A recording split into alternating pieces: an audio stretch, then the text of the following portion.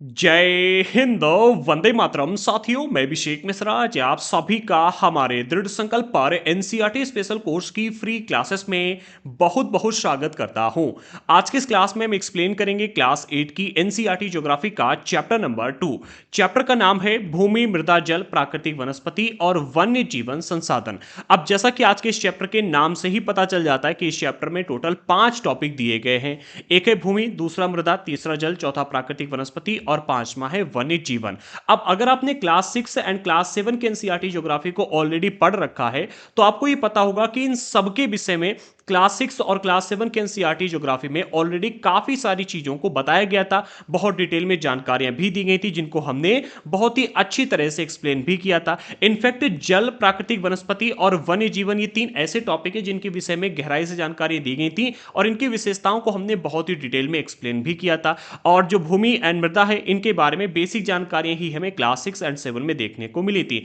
अब सबसे बड़ा सवाल ये खड़ा होता है कि आखिरकार इन सब को एक साथ यहां पर रखने का रीजन क्या है और इस चैप्टर में हमें आज क्या पढ़ने को मिलेगा। तो आज के इस चैप्टर के दो मुख्य उद्देश्य, पहला उद्देश्य तो यह है कि इन सब की मुख्य मुख्य विशेषताओं को बताना, जो कि ऑलरेडी हम क्लास 6 के एनसीईआरटी में और क्लास 7 में पढ़ चुके हैं, लेकिन फिर से यहां पर दिया गया है। तो जल, प्राकृतिक वनस्पति और वन्य जीवन, चूंकि इनकी विशेषताओं को हम डिटेल में पढ़ चुके हैं तो इनको हम यहां पर रिवाइज करेंगे। भूमि और मृदा, इनकी विशेषताओं को डिटेल में नहीं बताया गया था, इसलिए आज के इस चैप्टर में इन दोनों की विशेषताओं को डिटेल में हम यहां पर समझेंगे। जो दूसरा उद्देश्य वो ये है कि इन सब को एक संसाधन के रूप में एक्सप्लेन करना। ये सभी बहुत ही महत्वपूर्ण संसाधन हैं। अब कितने महत्वपूर्ण संसाधन हैं ये आज के इस चैप्टर में आप समझोगे। कहां कहां पर किस रूप में पाए जाते हैं, कैसे इनका निर्माण हुआ है, किस तरह से इनका विनाश हो रहा है, किस तरह से इनके संरक्षण करने की आवश्यकता बढ़ती जा रही है और इनके संरक्षण की क्या क्या विधियां हैं, इस पर आधारित है हमारा आज के चैप्टर। इसलिए आज के चैप्टर काफी बड़ा और बहुत ही इंपॉर्टेंट है।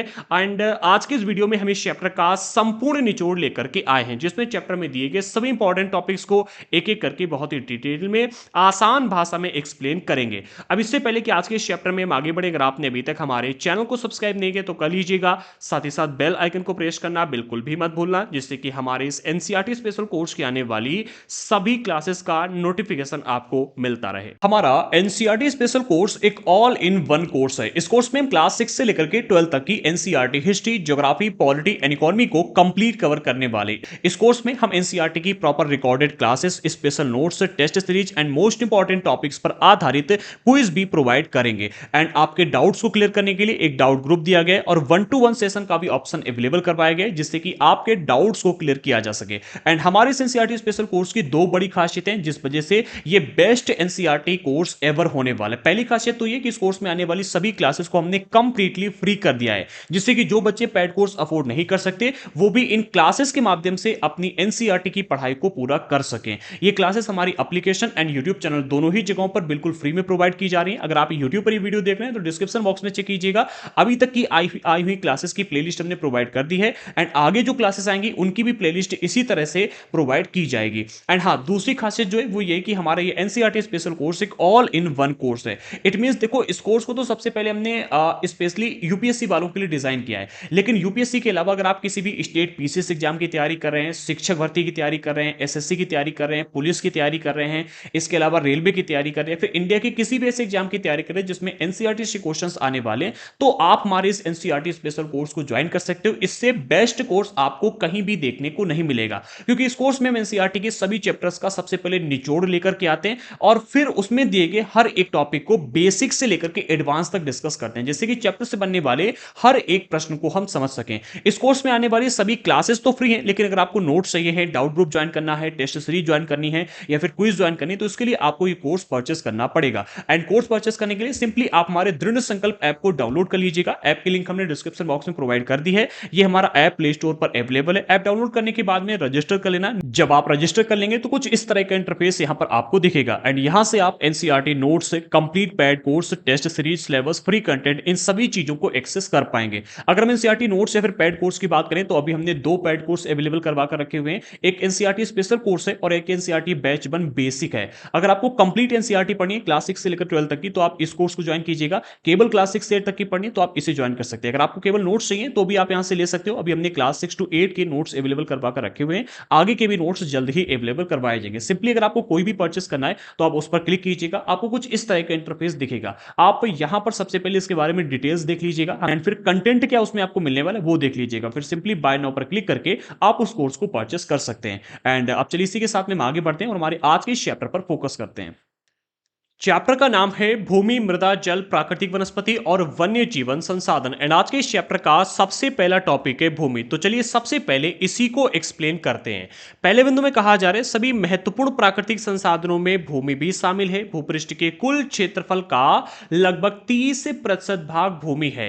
यही नहीं, इस थोड़े से प्रतिशत के भी सभी भाग आवास योग्य नहीं है। विश्व की 90% जनसंख्या भूमि क्षेत्र के 30% भाग पर ही रहती है। शेष 70% भूमि पर या तो विरल जनसंख्या है या वह निर्जन है, अर्थात वहां पर कोई भी नहीं रहता। अब यह है चैप्टर की लैंग्वेज, चैप्टर में जो दिया गया था वो। लेकिन आप सभी को पता होगा कि हम एनसीईआरटी में दिए गए प्रत्येक टॉपिक को बहुत ही गहराई से इतनी आसान भाषा में एक्सप्लेन करते हैं कि वो एक ही बार में आपको पूरी तरह से समझ में आ जाए, पूरा का पूरा टॉपिक एक ही बार में आपको याद हो जाए और उससे बनने वाले प्रश्न को भी आप एक ही बार में समझ लें। तो चलिए अपने स्टाइल में अब इस टॉपिक को हम एक्सप्लेन करते हैं। सबसे पहले कहा गया है कि सभी महत्वपूर्ण प्राकृतिक संसाधनों में भूमि भी शामिल है। तीन चीजों को यहां पर समझिएगा। पहला, देखो संसाधन किसे कहते हैं, कितने प्रकार के होते हैं, प्राकृतिक संसाधन किसे कहा जाता है, ये ऑलरेडी हमने चैप्टर नंबर 1 में एक्सप्लेन किया था। अगर आपने अभी तक चैप्टर नंबर 1 का वीडियो नहीं देखा है तो हमने डिस्क्रिप्शन बॉक्स में प्लेलिस्ट प्रोवाइड कर दी है। प्लेलिस्ट के माध्यम से अभी तक की आई हुई सभी क्लासेस को आप बिल्कुल फ्री में ज्वाइन कर सकते हैं एंड आगे की जो क्लासेस आएंगी उनको भी हम इसी तरह से प्लेलिस्ट में ऐड करते चलेंगे। ओके, तो संसाधन किसे कहते हैं, कितने प्रकार के होते हैं और प्राकृतिक संसाधन किसे कहा जाता है, ये चैप्टर नंबर 1 में समझ लीजिएगा। अब यहां पर दो बातें महत्वपूर्ण बताएंगी। पहली बात तो ये कि जो भूमि है ये एक प्राकृतिक संसाधन है, और दूसरी बात यहां पर ये बताई जा रही है कि जो भूमि है ये कोई ऐसा वैसा प्राकृतिक संसाधन नहीं है। हमारी पृथ्वी पर आपको अनेकों प्राकृतिक संसाधन देखने को मिल जाएंगे, लेकिन जो भूमि है ये महत्वपूर्ण प्राकृतिक संसाधनों की लिस्ट में आती है, प्राइम मेंबर है प्राकृतिक संसाधनों का। अब आप कहोगे कि अन्य कौन कौन से ऐसे हैं जिनको प्राइम मेंबर की लिस्ट में रखा गया है, भाई एक ही तो ना होगा, ठीक है। तो अन्य की लिस्ट में दूसरे नंबर पर आता है आपका जल हो गया, ठीक है, वायु हो गया, सौर ऊर्जा हो गया। ये तीन और हैं जो कि प्राइम मेंबर है, अर्थात अत्यधिक महत्वपूर्ण प्राकृतिक संसाधनों की लिस्ट में आते हैं। अब आप कहोगे ऐसा क्या कारण है कि इनको प्राकृतिक ये मतलब महत्वपूर्ण प्राकृतिक संसाधन की लिस्ट में रख दिया गया, प्राइम मेंबर बना दिया गया। तो देखो हमारी पृथ्वी पर आपको अनेक प्राकृतिक संसाधन देखने को मिलेंगे, लेकिन भूमि एक ऐसा प्राकृतिक संसाधन है जो अन्य प्राकृतिक संसाधनों के लिए उपज का, या फिर कहें कि भाई एक तरह से माता पिता का कार्य करता है। जैसे खनिज संसाधन कहां पाए जाते हैं, भूमि के ऊपर। पेड़ पौधे कहां पाए जाते हैं, भूमि के ऊपर।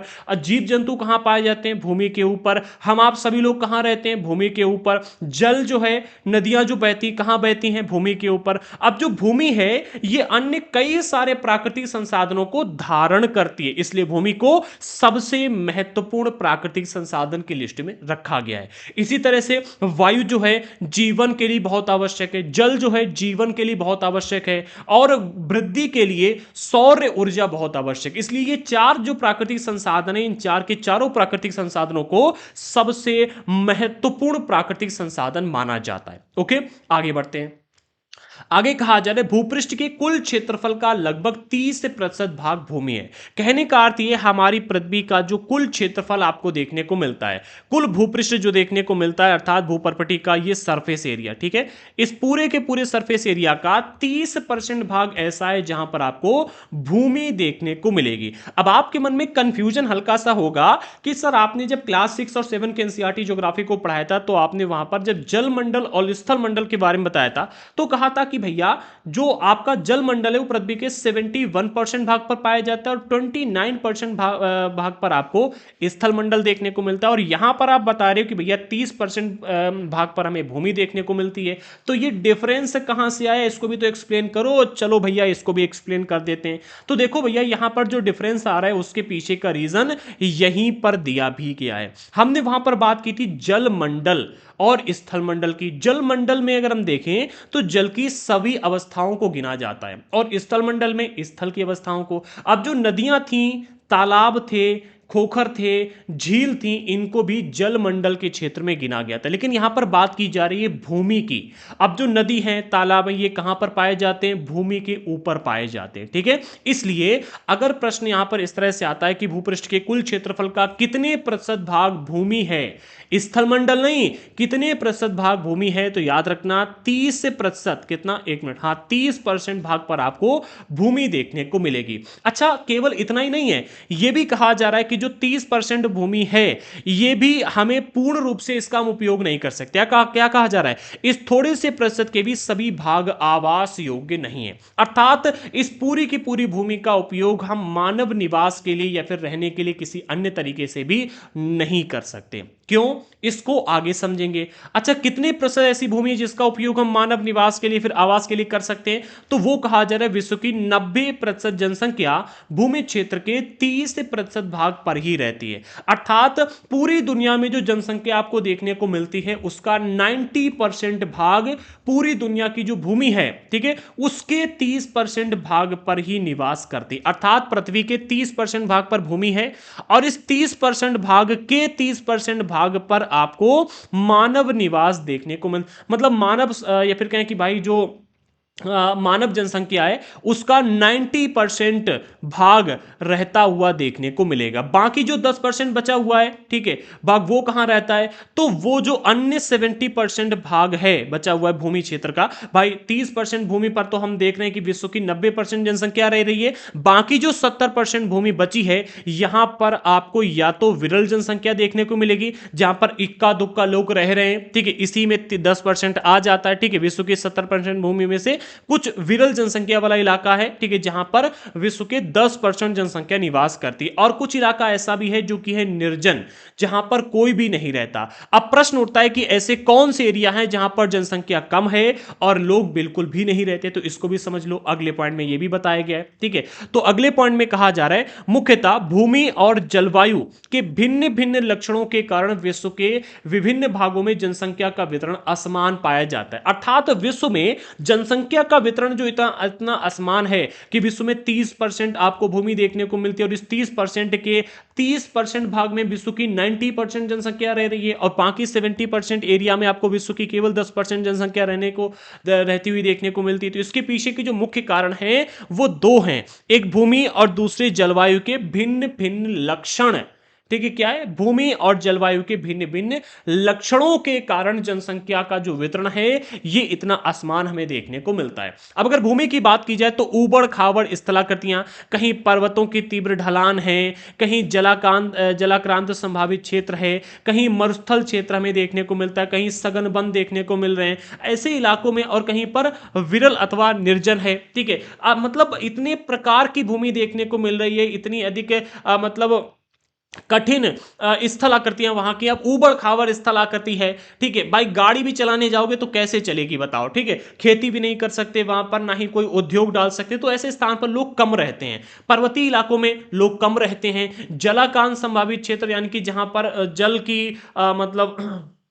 मतलब ऐसे क्षेत्र जहां पर जल से समस्याएं हो सकती है, या फिर जहां पर जल की कमी होती है, दोनों ही क्षेत्रों में लोग बहुत कम निवास करते हैं, ठीक है, जहां पर जल बहुत अधिक है या जहां पर जल कम है, दोनों ही क्षेत्रों में लोग बहुत कम निवास करते हैं, ठीक है। इसके अलावा अगर जलवायु की बात की जाए तो एक्सट्रीम क्लाइमेट में लोग नहीं रहते हैं, जैसे कि लोग मतलब या तो बहुत कम रहेंगे या तो नहीं रहेंगे, जैसे कि जो रेगिस्तानी क्षेत्र होते हैं, बहुत गर्म रेगिस्तान है तो लोग बहुत कम रहेंगे या नहीं रहेंगे, और बहुत ठंडा रेगिस्तान है तो भी वहां पर या तो बहुत कम लोग रहेंगे या तो रहेंगे नहीं, जैसे कि अंटार्कटिका वगैरह का इलाका आप देखते हो, ठीक है। आगे, उर्वर मैदानों और नदी घाटियों में कृषि के लिए उपयुक्त भूमि उपलब्ध है। दो स्थान आपको ऐसे देखने को मिलेंगे पृथ्वी पर जहां पर आपको अत्यधिक जनसंख्या देखने को मिलती है, अर्थात बहुत अधिक जनसंख्या है। पहला आपको मिलता है मैदानी भाग, और वो भी कौन सा मैदानी भाग? जहां पर उर्वरता पाई जाती है, उर्वर मैदानी भाग, और नदी घाटियां जो हैं, ठीक है, नदियों के आसपास का एरिया और मैदानी भाग, ये दो ऐसे क्षेत्र हैं जहां पर कृषि के लिए उपयुक्त भूमि उपलब्ध है। अब जब इंसान खेती कर पाएगा तभी तो उसका मतलब पेट पालेगा, अपना पेट भरेगा, और जब पेट भरेगा तभी वहां पर रहेगा। इसलिए ऐसे स्थानों पर विश्व में अधिक जनसंख्या पाई जाती, आगे भी यही कहा जा रहा है। इसीलिए ये स्थान विश्व के सघन बसे क्षेत्र हैं, अर्थात यहां पर घनी आबादी हमें देखने को मिलती है। ओके, तो भूमि के बारे में हमने पढ़ लिया। प्रश्न किस किस तरह के बन सकते हैं ये आपके समझ में आ गया होगा, ठीक है।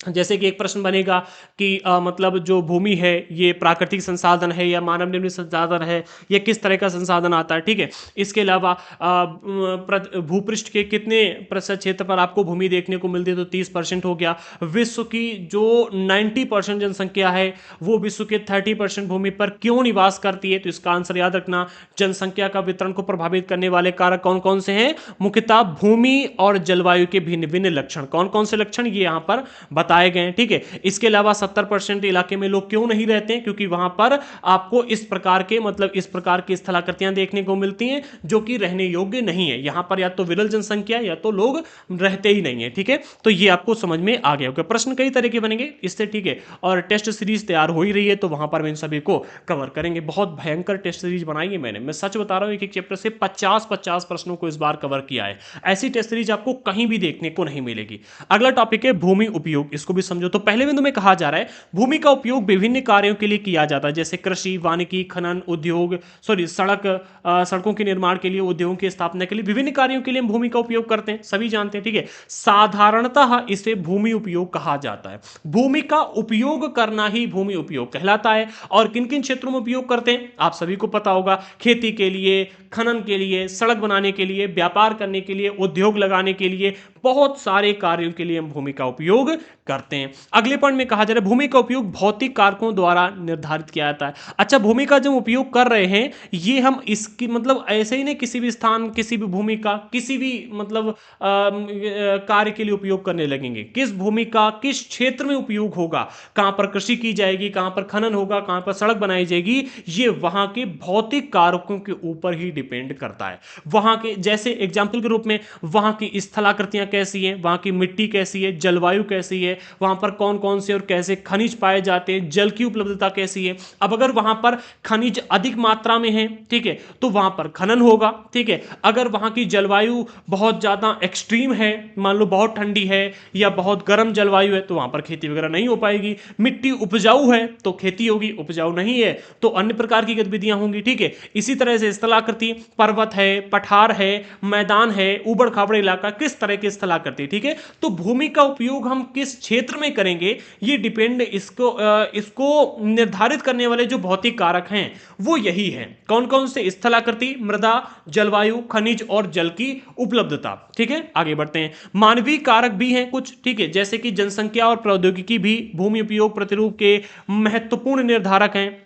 अब अगर बात की जाए मानवीय कारकों की, तो मानवीय कारक में आपको यहां पर दो देखने को मिल रहे हैं। एक तो है जनसंख्या, ठीक है। अगर आपके देश में जनसंख्या अधिक है, ठीक है, तो आप फैक्ट्री लगा लो, ठीक है, कोई भी उद्योग डाल दो, आपको सस्ता लेबर मिल जाएगा, ठीक है। लेकिन अगर आपके देश में जनसंख्या बहुत कम है तो आपको उसी तरह के कार्य भी करने पड़ेंगे। दूसरा, टेक्नोलॉजी, अगर आपके पास में टेक्नोलॉजी अच्छी है तो कम जनसंख्या होने पर भी काम चल जाएगा, लेकिन टेक्नोलॉजी नहीं है, ठीक है, तो भी मतलब भूमि का उपयोग हम उसी, जैसे आपके पास बहुत बड़ी इलाके में भूमि है, मान लो कि 100-200 एकड़ जमीन है, वहां पर खेती करनी है। अब या तो आपके पास इतनी अधिक जनसंख्या हो कि आप हलों के माध्यम से पूरे खेत को जुतवा सको, या तो आपके पास ऐसी प्रौद्योगिकी अर्थात टेक्नोलॉजी हो कि आप उस पूरी की पूरी भूमि को एक ही दिन में जुतवा सको या फिर वहां पर बीज बो सको, ठीक है। तो जनसंख्या और प्रौद्योगिकी ये दोनों भी भूमि उपयोग प्रतिरूप में एक बहुत ही महत्वपूर्ण निर्धारक का कार्य करते हैं। जैसे कि अमेरिका वगैरह में देखोगे तो वहां पर जनसंख्या कम है लेकिन भूमि बहुत अधिक है। उन्होंने क्या किया, अपनी टेक्नोलॉजी को बहुत ही स्ट्रांग कर लिया और टेक्नोलॉजी के माध्यम से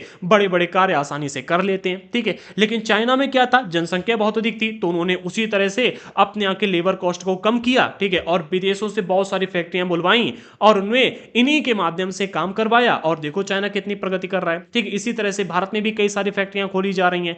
अगले पॉइंट में कहा जा रहा है स्वामित्व के आधार पर भूमि को निजी भूमि और सामुदायिक भूमि में बांटा जा सकता है। अर्थात भूमि को हम स्वामित्व के आधार पर दो वर्गों में डिवाइड कर सकते हैं। एक हो गया आपका निजी अर्थात प्राइवेट सेक्टर, और एक हो गया सामुदायिक भूमि अर्थात ग्रुप वाला। ठीक है, निजी भूमि व्यक्तियों के स्वामित्व में होती है, अर्थात कोई एक व्यक्ति हो गया, दो व्यक्ति, मतलब कोई एक व्यक्ति के स्वामित्व में होती है। जैसे कि आप सभी की अपनी अपनी प्राइवेट भूमि होगी जिस पर आप लोग खेती करते होगे, आपके बाबा की, फिर आपके पापा की बनी, फिर आपकी हो गई। ठीक है, इसके अलावा अगर सामुदायिक भूमि की बात की जाए तो ये होती है पूरे के पूरे समुदाय की भूमि। जैसे आप देखो, आपके यहां पर पंचायत घर होगा, सामुदायिक है। ठीक है कि नहीं है? आपके यहां पर कोई ना कोई चारागाह होगा जहां पर सभी लोग जाकर के अपने जानवरों को चराते होंगे।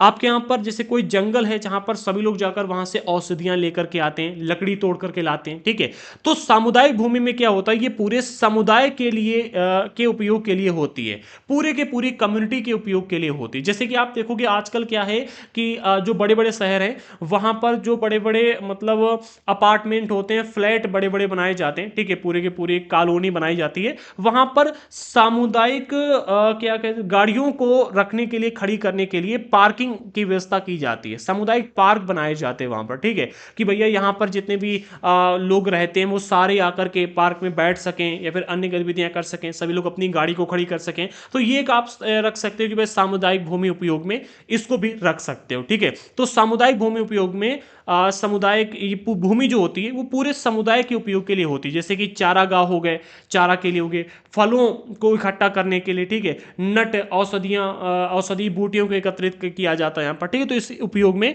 इनको लाया जाता है। ठीक है, आगे बढ़ते हैं। हाँ, इसे और आगे और कहा जा रहा है कि सामुदायिक भूमि जो है इसको साझा संपत्ति संसाधन भी कहा जाता है। प्रश्न इसके ऊपर बन सकता है कि निम्नलिखित में से साझा संपत्ति संसाधन किसे कहा जाता है, या फिर सामुदायिक संपत्ति, सामुदायिक भूमि को और किस नाम से जाना जाता है। ठीक है, तो साझा संपत्ति संसाधन याद रखना। अगले पॉइंट में कहा जा रहा है जनसंख्या और उसकी मांग सदैव बढ़ती रहती है लेकिन भूमि की उपलब्धता सीमित है। अब देखो, हमारी पृथ्वी जितनी बड़ी है वो तो उतनी बड़ी रहेगी। ठीक है, पृथ्वी तो बड़ी या छोटी हो नहीं सकती है, लेकिन जनसंख्या लगातार बढ़ने में लगी हुई है, और जनसंख्या बढ़ थोड़ी बहुत नहीं रही, बहुत तेजी से जनसंख्या बढ़ रही है, और जनसंख्या बढ़ने के साथ साथ ये अपनी डिमांड भी बढ़ाती जा रही है। ठीक है, अब आप देखो, आज से 10 साल पहले लोगों के घरों में कितने मोबाइल होते थे, जरा बताओ, इमेजिन करो। ठीक है, और आज के टाइम पर देखो, जो 10 साल का बच्चा होगा ना वो भी मोबाइल में गेम खेल रहा होगा या फिर शॉर्ट देख रहा होगा। 10 साल का बच्चा, हर घर में आपको कम से कम 3 से 4 मोबाइल, वो भी एंड्रॉइड, 10 15 20 हजार के आपको देखने को मिलेंगे। ये एक्स्ट्रा खर्चा है कि नहीं, ये बताओ मुझे। ठीक है, इसी तरह से इनमें रिचार्ज भी होते हैं। ठीक है, अब देखो आज के टाइम पर लोग जो कपड़े पहनते हैं वो भी कितने कितने पहनते हैं। ठीक है, लोगों को खाना भी बहुत ही इंटरेस्टिंग चाहिए भाई, स्वादिष्ट भोजन और विभिन्न प्रकार के व्यंजन चाहिए। तो जनसंख्या और उसकी मांग सदैव बढ़ती रहती है लेकिन भूमि की उपलब्धता जो है वो सीमित है। जितनी जमीन थी उतनी ही है। स्थान के अनुसार भूमि की गुणवत्ता में भी अंतर होता है। अब एक स्थान पर आपको कम उपजाऊ भूमि मिल रही है, दूसरे स्थान पर अधिक उपजाऊ भूमि मिल रही है। तो जैसे जैसे स्थान परिवर्तन होता है भूमि की गुणवत्ता भी अंतर देखने को मिलता है। ठीक है, इसमें अंतर देखने को मिलता है। लोगों ने सामुदायिक भूमि पर व्यापारिक क्षेत्र बनाने, नगरीय क्षेत्रों में घर बनाने और ग्रामीण क्षेत्रों में कृषि योग्य भूमि का विस्तार करने के लिए अनाधिकृत हस्तक्षेप करना शुरू कर दिया। कहने का अर्थ यहां पर यह है कि भैया जनसंख्या लगातार बढ़ रही थी, ठीक है, और भूमि की उपलब्धता सीमित थी। इसलिए हुआ क्या, जो भूमि जिसके लिए थी उसका उपयोग अब उस लिए नहीं होता है, अनाधिकृत हस्तक्षेप करना लोगों ने शुरू कर दिया। ठीक है, अनाधिकृत हस्तक्षेप का मतलब क्या है कि जैसे कोई भूमि थी जो क्या थी कि भैया सामुदायिक भूमि थी जहां पर लोग चारागाह थे, ठीक है, अपने जानवरों को ले जाकर चराते थे, या मतलब औषधियां वहां पर उगाई जाती थी, या फिर फलों की खेती वहां पर की जाती थी, या फिर लोग ग्रुप में जाकर वहां पर क्रिकेट वगैरह खेलते थे। ठीक है, क्रिकेट के मैदान पहले सामुदायिक थे। ठीक है, जहां पर पूरे गांव, एक गांव, दो गांव, चार गांव के लोग मिलकर के वहां पर टूर्नामेंट करवाते थे। ठीक है, अब क्या हुआ, उस भूमि का उपयोग व्यापारिक क्षेत्र में होने लगा। अब देखो, ऐसे बहुत सारी भूमि हैं जिनको मतलब हथिया लिया गया। हमारे यहाँ पर एक बहुत बड़ी फील्ड थी जहां पर हर साल टूर्नामेंट होती थी, टूर्नामेंट होता था और कई सारे टूर्नामेंट होते थे। हमारे यहाँ की एक बहुत बड़ी वॉलीबॉल टीम थी जो कि पूरे के पूरे क्षेत्र में आसपास के 10-15 जिलों में अपना दबदबा बना करके रखी हुई थी। हर साल 4 से 5 टूर्नामेंट होते थे, बहुत मेडल लेकर के आते थे, बहुत अच्छे अच्छे हमारे यहाँ के प्लेयर थे। ठीक है, लेकिन हुआ क्या, वहां पर एक गवर्नमेंट हॉस्पिटल बना दिया गया। ठीक है, और हमारे यहाँ की जो हमारे यहाँ पर जो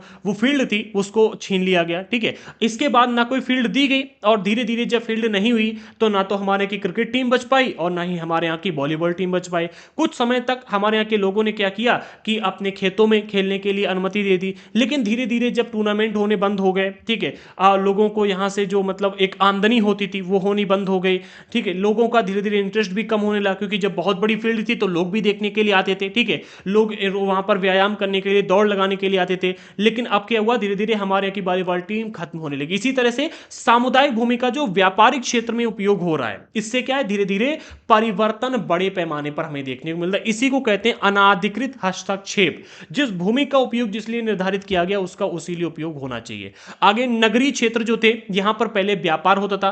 कहते थे कि भाई शहर जा रहे क्यों, व्यापार करने के लिए, पैसा कमा के लाएंगे, ठीक है। लोग जाते थे, नहीं जाते थे शहर में, अपने दादी बाबा से पूछना। आज क्या हो रहा है, लोग शहर जाते हैं घर बनाने के लिए, घर बनाते हैं, वहां रहते हैं और अपने घर को किराए पर उठाते हैं। होता है कि नहीं होता है, बताओ मुझे, ठीक है। आज नगरीय क्षेत्रों में घर बनाने और ग्रामीण क्षेत्रों में कृषि योग्य भूमि का विस्तार करने के लिए अनाधिकृत हस्तक्षेप किया जा रहा है। अच्छा, कृषि योग्य भूमि का विस्तार करने के लिए अब आप कहोगे कि सर ग्रामीण क्षेत्रों में तो खेती होती है, तो यहां पर कृषि योग्य भूमि का विस्तार करने के लिए अनाधिकृत हस्तक्षेप कैसे किया जा रहा है, इसको भी समझो। अब जैसे जो पहले चारागाह थे, जहां पर लोग सामुदायिक रूप से जाकर के अपने जानवरों को चराया करते थे, अब उनको क्या किया गया है कि उनको, उन पर लोगों ने कब्जे कर लिए हैं और वहां पर खेती करना शुरू कर दिया। जानवरों के चरने के लिए जमीन नहीं रह गई है, ठीक है। जो जंगल थे, जंगलों को काट दिया गया और वहां पर बड़े पैमाने पर खेती की जानी शुरू की। इससे जंगली जानवर मानवीय बस्तियों में आने लगे। इसका एक ये कारण हमें देखने को मिलता है, ठीक है। तो जनसंख्या के बढ़ने और भूमि उपलब्धता के सीमित होने के कई सारे दुष्प्रभाव हमें देखने को आगे चल करके मिलेंगे, ठीक है। आज भूमि उपयोग प्रतिरूप में व्यापक परिवर्तन हमारे समाज में सांस्कृतिक परिवर्तन को दर्शाता है। अच्छा, यहां पर ये जो बात कही जा रही बहुत इंपॉर्टेंट है कि भूमि उपयोग प्रतिरूप में जो परिवर्तन हो रहा है, ये हमारी सांस्कृतिक परिवर्तन को भी दर्शाता है। कैसे? अब जैसा कि मैंने अपने यहाँ का आपको एग्जाम्पल बताया, हमारे यहाँ की एक बहुत बड़ी वॉलीबॉल टीम थी, ठीक है, लेकिन वहां पर क्या किया गया, हॉस्पिटल बना दिया गया। इससे हमारे यहाँ का जो गेमिंग वाला कल्चर था, ठीक है, जो हमारे यहाँ के अधिकतर युवा गेम के क्षेत्र में जाते थे, फिटनेस की ओर ध्यान देते थे, अब वो यहां पर चेंजमेंट देखने को मिलता है। अब हमारे यहाँ के युवा ना तो फिटनेस के ऊपर अधिक ध्यान दे रहे क्योंकि फील्ड ही नहीं है, ठीक है, और ना ही गेम के ऊपर अधिक ध्यान दे रहे हैं। अब वो लोग मोबाइल में रील्स देखने में लगे पड़े हैं, ठीक है।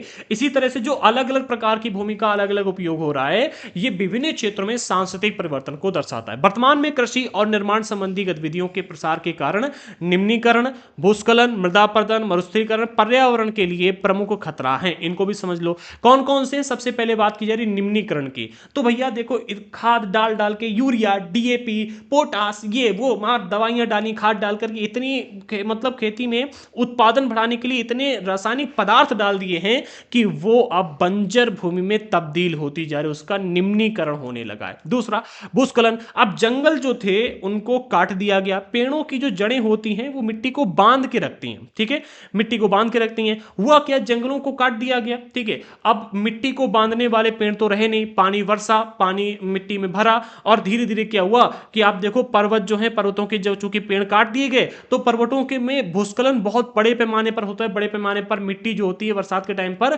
खिसक जाती है, ठीक है। इसी तरह से अन्य क्षेत्रों में भी कई सारे क्रियाकलाप में भूस्खलन के देखने को मिलते हैं। मृदापर्दन, भाई पेड़ पौधे काट दिए गए तो जब पानी बरसता है तो मिट्टी को बड़े पैमाने पर काटते हुए लेकर चला जाता है, अपरदित कर देता है। मरुस्थलीकरण, मरुस्थलीकरण का भी कारण मैंने आपको एक बता ही दिया, ठीक है।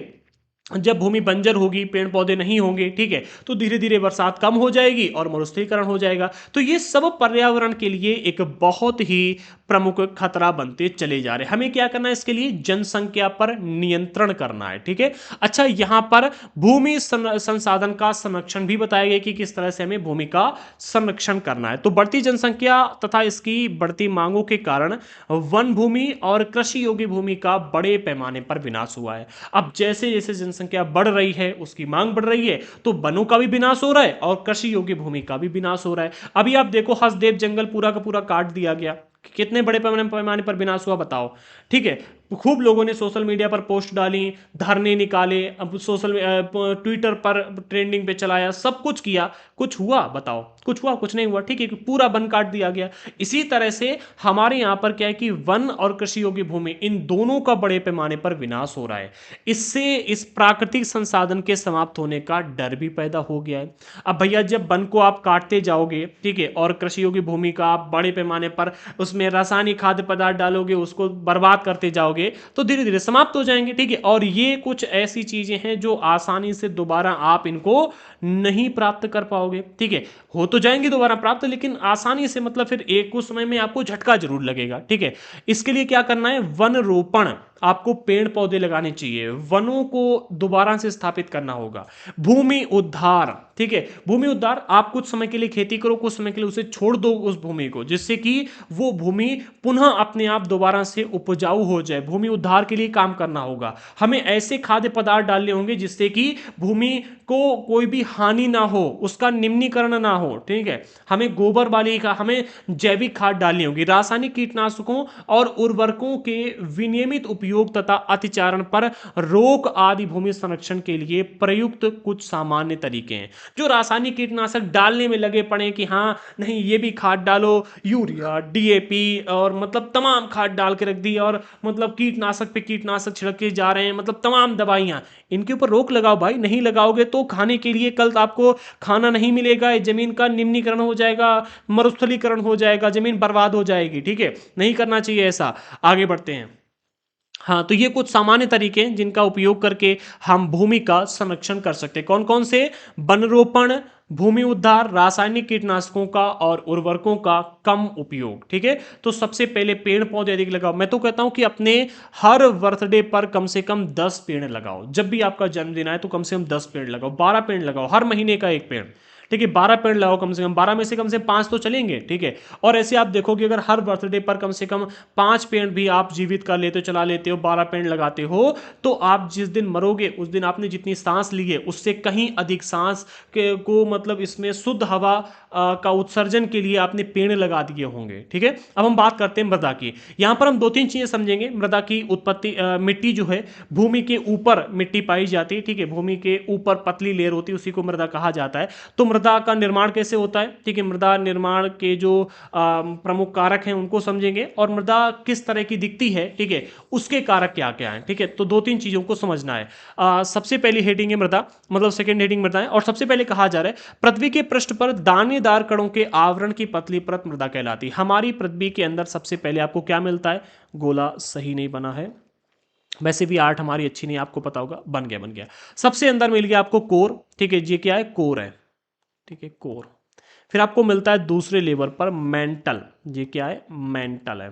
ठीक है, मेंटल है, ये पागल है, इसमें बहुत अधिक गर्म गर्म आपको मतलब मैग्मा वगैरह देखने को मिलता है। फिर तीसरी लेयर जो ये होती है आपकी परपटी। क्या है? परपटी। अब परपटी के ऊपर ही जो सरफेस एरिया ये वाला, ये होती है आपकी क्या है? भूमि। परपटी के ऊपर भूमि देखने को मिलती। इस भूमि के ऊपर क्या है? पृथ्वी के पृष्ठ पर दानेदार कणों के आवरण, इस भूमि के ऊपर दानेदार कणों के आवरण की पतली परत मृदा कहलाती है। ठीक है, भूमि जो है वो कठोर होती है। ठीक है, लेकिन मृदा जो होती है वो कैसी होती है? मृदा मिट्टी कैसी होती है? आप देख रहे हो उसमें कई सारे कण हमें देखने को मिलते हैं, महीन मिट्टी होती है। ठीक है, तो मृदा जो होती है ये पृथ्वी के पृष्ठ पर अर्थात ऊपरी भाग में दानेदार कणों के आवरण की पतली परत को ही मृदा कहा जाता है। ठीक है, आई होप आप लोग समझ गए, और जो लोग गांव के हैं उनको तो पता ही होगा कि मिट्टी किसे कहते हैं। ठीक है, आगे बढ़ते हैं। ये भूमि से निकटता से जुड़ी हुई है, स्थल रूप मृदा के प्रकार को निर्धारित करते हैं। पहले इसको समझिएगा। देखो जो भूमि है ये एक मिनट, यह भूमि से निकटता से जुड़ी हुई है, अर्थात जो मृदा है, जो मिट्टी है, ये भूमि से बहुत डीपली कनेक्टेड रहती है। क्यों क्यों डीपली कनेक्टेड रहती है? इसको समझ लो। जो मिट्टी का निर्माण होता है ये भूमि के ऊपर जो चट्टानें पाई जाती इनसे होता है। अब चट्टानें घिसती रहती हैं, टूटती रहती हैं, अपर्दन होता है, निक्षेपण होता है। ये जो अपर्दन और निक्षेपण की प्रक्रिया है, इस पूरी की पूरी प्रक्रिया से क्या होता है? मिट्टी का निर्माण होता है। और जब मिट्टी का निर्माण होता है तो मिट्टी जाएगी कहां? भूमि के ऊपर रहेगी। एक के ऊपर दूसरी लेयर, तीसरी लेयर, ऐसे लेयर के ऊपर लेयर मिट्टी का निर्माण होता रहता है, और ये भूमि से उतनी ही डीपली कनेक्टेड रहती है। आप देखोगे जब बोरिंग वगैरह की जाती है तो ऊपर मिट्टी मिलती है। जैसे जैसे आप नीचे जाओगे तो मिट्टी का स्वरूप बदलने लगेगा, धीरे धीरे धीरे धीरे आपको चिकनी मिट्टी मिलेगी, ठीक है, जिसे आमतौर पर पड़ुआ कहा जाता है या फिर क्ले कहा जाता है, ठीक है, गाद टाइप की मिलेगी, फिर बालू देखने को मिलती है, कंकड़ पत्थर देखने को मिलते हैं, ठीक है। तो ये सारी चीजें क्या है कि आपको विभिन्न लेयर्स देखने को मिलती हैं और ये सारी लेयर भूमि से बहुत डीपली कनेक्टेड होती हैं, ठीक है। तो स्थल रूप मृदा के प्रकार को निर्धारित करते हैं। यहां पर ही कहा जा रहा है कि जहां पर मृदा पाई जा रही है वहां पर स्थल का मतलब कहने का अर्थ ये है जहां पर जैसा स्थल रूप होगा, अर्थात जहां पर जैसी भूमि का स्थल रूप होगा वहां पर उसी तरह की मिट्टी देखने को मिलेगी, ठीक है। अब मान लो कहीं पर आपको ज्वालामुखी पर्वत देखने को मिलते हैं तो वहां की जो स्थलीय चट्टानें होंगी, वहां पर जो भूमि पर चट्टानें पाई जाएंगी वो कौन सी होंगी, आग्नेय चट्टानें होंगी, ठीक है। और आग्नेय चट्टानों से किस तरह की मृदा बनेगी, काली मिट्टी बनेगी, ठीक है। तो जहां पर जैसा स्थल रूप होगा, स्थल रूप मृदा के प्रकार को निर्धारित करते हैं, ठीक है। मृदा का निर्माण चट्टानों से प्राप्त खनिजों और जैव पदार्थों तथा भूमि पर पाए जाने वाले खनिजों से होता है। मृदा का निर्माण कैसे होता है, दो तीन प्रक्रिया, अच्छा इसके माध्यम से समझो, ये मृदा परिच्छेदिका दी गई है, इसके माध्यम से समझ लो, फिर लिखित रूप से जो दिया गया वो आसानी से आप समझ जाएंगे। सबसे पहले क्या है, आपको ये जनक चट्टानी देखने को मिलती, भूमि आप इसे मान लो, ठीक है, जनक चट्टानी होगी, इसे आप भूमि मान लो, ठीक है। अब भूमि पर जो जनक चट्टानें पाई जाती हैं ये विभिन्न कारणों से टूटती हैं, ठीक है, टूटती हैं, चटकती हैं, फटकती हैं। ये क्या होती हैं, आप टूटती फूटती हैं तो ये छोटे छोटे टुकड़ों में डिवाइड हो जाती हैं। तो क्या हुआ, अपक्षयी चट्टानी पदार्थ, टूटी फूटी तो इसके ऊपर आपको नीचे मोटी मोटी बड़ी चट्टानें और उसके ऊपर आपको छोटी मोटी कंकड़ पत्थर वाली चट्टानें देखने को मिल रही हैं, ठीक है। इसके ऊपर अब ये छोटी मोटी वाली चट्टानें हैं, ये भी ऊपर आप देखोगे टूटेंगी फूटेंगी, ठीक है। और जब टूटेंगी फूटेंगी, जो जितना छोटा कण होगा वो और छोटा बनता जाएगा और छोटा बनता जाएगा, तो इसके ऊपर आपको मिलती है बालू, गाद, क्ले और उपमृदा, ठीक है, क्योंकि यहां पर आपको मतलब महीन कंकड़ पत्थर वाली मृदा देखने को मिलती है, ठीक है। और ये भी धीरे धीरे टूटती फूटती है, ठीक है, और महीन होती है, और महीन होती है। इसके अलावा इसमें जैविक पदार्थ मिल जाते हैं, जैसे कि वो कोई जानवर मर गया, पेड़ पौधे थे टूट गए, गिर गए, सड़ गए, गल गए वहीं पर, या फिर कोई और मानवीय क्रिया के फलस्वरूप वहां पर कोई मतलब जैविक पदार्थ आ गया, तो जैविक पदार्थ मिलते हैं और इससे फिर मिट्टी का निर्माण होता है जो कि ऊपरी सरफेस में हमें देखने को मिलती है। अब इस ऊपरी सरफेस में ह्यूमस और वनस्पतियों के साथ ऊपरी मृदा, इसमें क्या होता है, ह्यूमस पाया जाता है। ह्यूमस किसे कहते हैं, जो जैविक पदार्थ होते हैं वो, ठीक है, वो मिल जाते हैं और इससे इसे उपजाऊ बनाते हैं। एक बात में समझिएगा, सबसे पहले आपको चट्टानें देखने को मिल रही हैं। जब आप बोरिंग करोगे तो हाँ ऊपर से देखो, जब बोरिंग करते हो तो सबसे ऊपर क्या है, आपको उपजाऊ मिट्टी देखने को मिलती है। समरसेबल लगाने के लिए बोरिंग की जाती है तो उपजाऊ मिट्टी है, इसका सबसे अंत में निर्माण होता है, ठीक है। जब आप नीचे जाओगे तो देखोगे क्या होता है कि भैया जैसे से नीचे जाओगे तो उपमृदा मिलती है, ठीक है, मिट्टी का थोड़ा सा कलर चेंज हो जाए क्योंकि ऊपर जो उपजाऊ मिट्टी होती है इसमें ह्यूमस पाया जाता है, ठीक है। इस वजह से इसमें क्या, ह्यूमस अर्थात जैविक पदार्थ इसमें मिले होते हैं। पेड़ हैं सड़ गल गए, टूट गए, इसमें मिल गए आकर के, जीव जंतु हैं, ठीक है, वो सड़े गले इसमें मिल जाते हैं, और भी कई सारे होते हैं जैविक पदार्थ, तो वो जब मिट्टी में मिल जाती है तो उसका स्वरूप बदल जाता है, ठीक है। इसे ऊपरी मृदा या फिर मतलब उपजाऊ मिट्टी कहा जाता है। इस उपजाऊ मिट्टी के नीचे जब आप जाओगे तो उपमृदा पाई जाती है, इसमें आपको ह्यूमस नहीं देखने को मिलता है, ये उपजाऊ नहीं होती। इसीलिए आप देखोगे जब कोई व्यक्ति अपने खेत से मिट्टी उठवा देता है, ठीक है, मिट्टी उठवा देता है, बेच देता है, तो उसके खेत में उसका खेत बंजर हो जाता है, वहां पर उसमें क्या है कि फसल नहीं होती। क्यों, क्योंकि ह्यूमस जो पाया जा रहा था ऊपरी लेयर में था और आपने ऊपरी लेयर उठवा दी। अब नीचे जो है उपजाऊ मिट्टी है ही नहीं, इसमें ह्यूमस है ही नहीं, जैविक पदार्थ है ही नहीं, ठीक है, तो ये आपको फसल भी नहीं दे पाती, इसीलिए होता है, ठीक है। तो क्या है, सबसे ऊपर होगी आपकी उपजाऊ मिट्टी, ठीक है, जो कि ऊपरी मृदा कही जाती है। इसके नीचे आपको देखने को मिल रही क्या, उपमृदा, ठीक है। इसी में जैसे जैसे आप नीचे जाओगे तो क्ले मिलेगी, गाद मिलेगी, बालू मिलेगी, ठीक है, आप पड़ुआ कहा जाता है, ठीक है, चिकनी मिट्टी कहा जाता है। नीचे जैसे आप बढ़ते जाओगे, ठीक है, तो ये बालू मिलती है और बालू में ही पानी होता है, वहीं से हम लोग पानी निकाल लेते हैं, ठीक है। अब जब आप और नीचे जाओगे और नीचे खुदाई करोगे तो आपको कंकड़ पत्थर देखने को मिलेंगे। क्या होते हैं, कंकड़ पत्थर, ठीक है। ये कंकड़ पत्थर कैसे होते हैं, जो नीचे चट्टानी जनक चट्टानें होती हैं, बड़ी बड़ी कठोर चट्टानें होती हैं, जिनका ऊपरी भाग टूटता है, और जब ऊपरी भाग टूटता है तो टूट करके छोटे छोटे पार्टों में डिवाइड हो जाता है। वही पार्ट यहां पर देखने को मिलते हैं। सबसे बड़े पार्ट ये, इससे छोटे पार्ट यहां पर, इससे छोटे पार्ट यहां पर, इससे छोटे यहां पर, और यहां पर कई सारे छोटे छोटे पार्ट होते हैं। अब ये पार्ट भी कई भागों में डिवाइड होते हैं और बालू, क्ले, गाद उपमृदा का निर्माण करते हैं। अब जो उपमृदा होती है सबसे ऊपर पाई जाती है, इस उपमृदा में ह्यूमस और इसके वनस्पति के ह्यूमस और वनस्पतियां मतलब जैविक पदार्थ मिल जाते हैं और उपमृदा ऊपरी मृदा का ये फिर बात कहें कि उपजाऊ मिट्टी का निर्माण करते हैं। आई होप आप समझ गए होंगे कि मिट्टी का निर्माण कैसे होता है। अब यहां पर एक बात कही गई थी कि मिट्टी का प्रकार कैसा होगा, ठीक है, ये स्थल रूप के ऊपर डिपेंड करता है। स्थल रूप अर्थात वहां की भूमि, जो नीचे की जनक चट्टानें जैसी होंगी वैसी ही ऊपर आपको मिट्टी देखने को मिलेगी। अगर जनक चट्टानें आग्नेय है अर्थात ये काली हैं तो इससे काली मिट्टी बनेगी, ठीक है। अगर यहाँ की जनक चट्टानें आपको बलुई टाइप की देखने को मिल रही हैं, ठीक है, मतलब यहाँ जनक चट्टानें मतलब कैसी हैं, मतलब आग्नेय ना होकर के रूपांतरित चट्टानें हैं तो उस तरह की ऊपर आपको मिट्टी देखने को मिलेगी। अगर यहां पर आपको अन्य प्रकार की कोई चट्टान देखने को मिल रही है तो अन्य प्रकार के ऊपर आपको मिट्टी देखने को मिलेगी। कहने का अर्थ बस इतना है कि जैसी जनक चट्टान होगी, ठीक है, वैसा ही स्थल रूप होगा, मृदा का प्रकार वैसा ही होगा, ठीक है। तो अब यहां पर समझते हैं, इस पूरे को मृदा परिच्छेदिका कहा जाता है, ठीक है। मृदा का निर्माण चट्टानों से प्राप्त खनिजों और जैव पदार्थों तथा भूमि पर पाए जाने वाले खनिजों से होता है।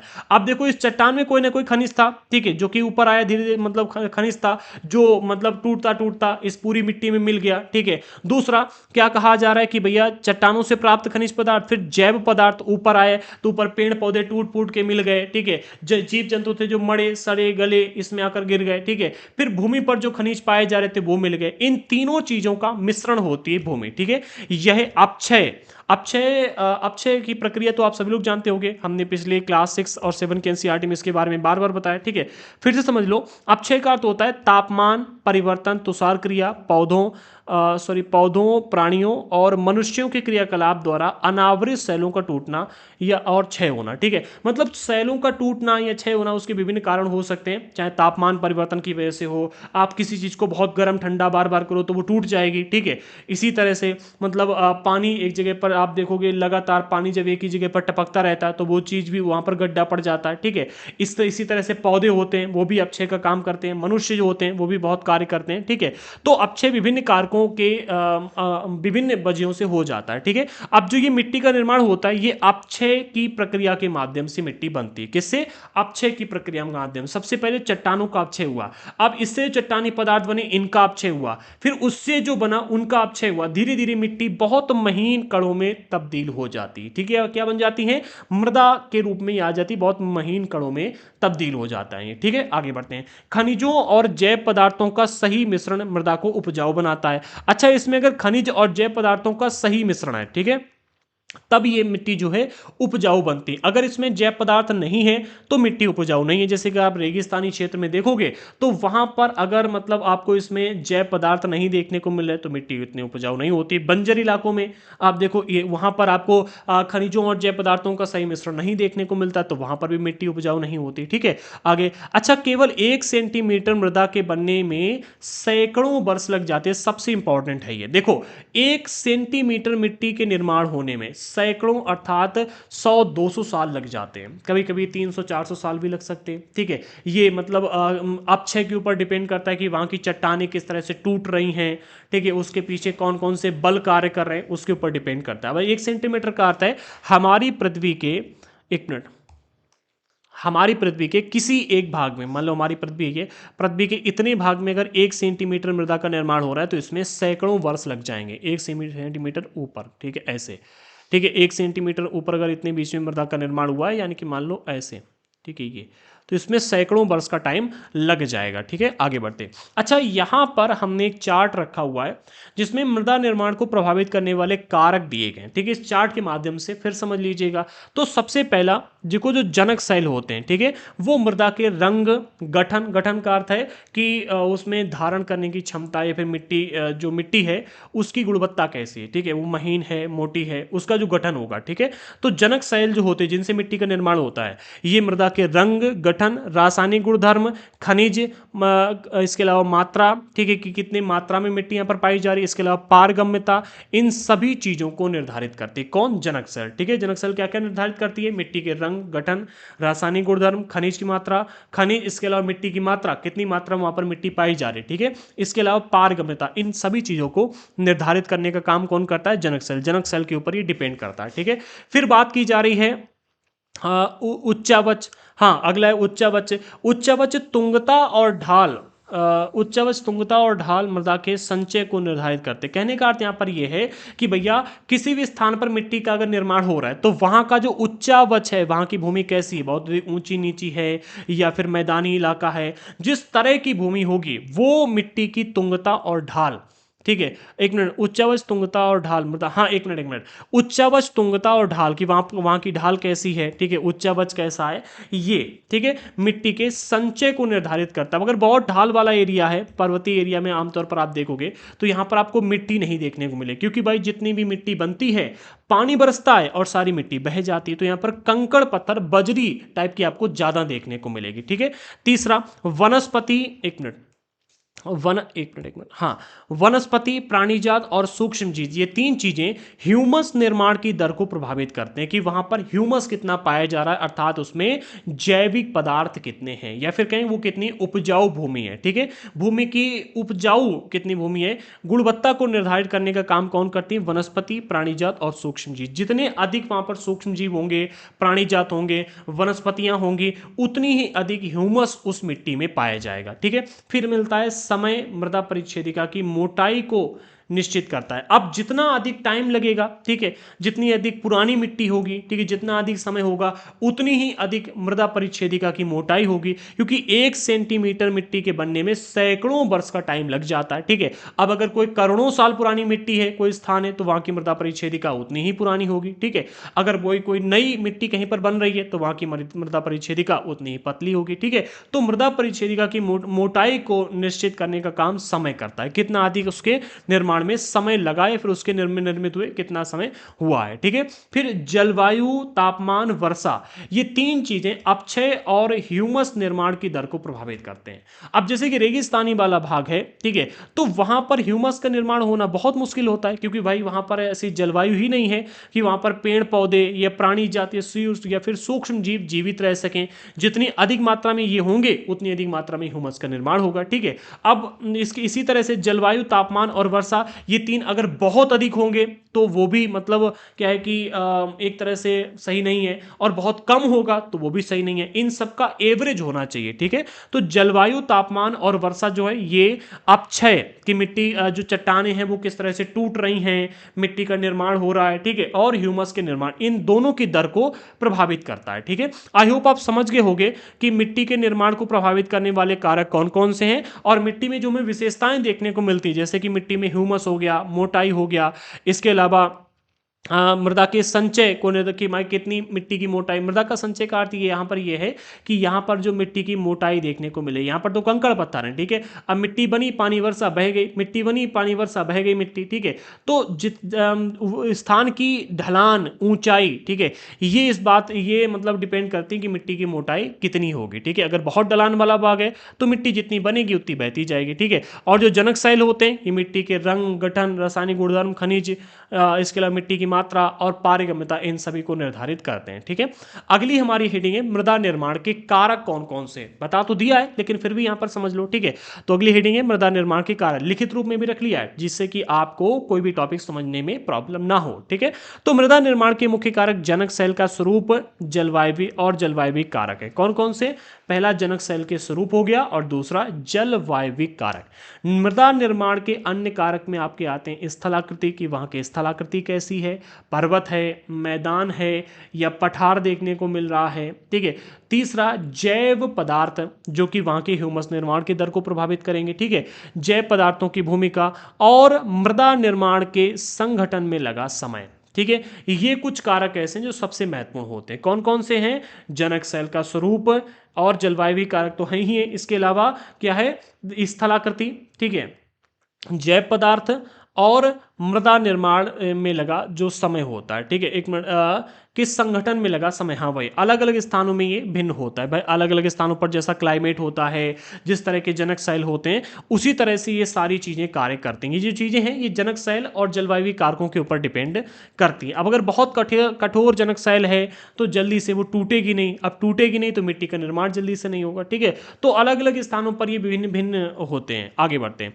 अगला है मृदा का निम्नीकरण और संरक्षण के उपाय। अब मिट्टी का भी निम्नीकरण बड़े पैमाने पर होने में लगा हुआ है। मिट्टी का निर्माण तो हो जाता है, ठीक है, लेकिन निम्नीकरण कैसे होता है, मैंने आपको अभी बताया कि हम खेती करते हैं, विभिन्न प्रकार के उसमें रासायनिक पदार्थ डालते हैं, और भी कई सारे कारण मैंने अभी आपको बताया, ठीक है। तो अब पहले मैं यहाँ पर निम्नीकरण मृदा का निम्नीकरण जो हो रहा है और उसके जो उपाय, इन दोनों को समझते हैं, ठीक है। तो मृदा अपर्दन और क्षीणता मृदा संसाधन के लिए दो मुख्य खतरे। कौन कौन सा? एक तो अपर्दन, जो पानी बरसता है या हवाएं चलती हैं, ये मानवीय कारकों के द्वारा जो मृदा का क्या हो रहा है, अपर्दन हो रहा है, ठीक है, कि भाई एक स्थान से दूसरे स्थान पर मिट्टी बह जा रही है, उड़ जा रही है, मृदा का बड़े पैमाने पर खनन किया जा रहा है, मिट्टी खोद खोद को के लोग ले जा रहे हैं, ठीक है। तो एक अपर्दन। दूसरा क्षीणता, कि भाई मिट्टी की गुणवत्ता खत्म होती जा रही है, उसमें ह्यूमस की दर कम होती जा रही है, ठीक है। ये दो मुख्य खतरे हैं, मानवीय और प्राकृतिक दोनों ही कारकों से मृदाओं का निम्नीकरण हो रहा है। इसमें मुख्य कारक मानवीय ही है।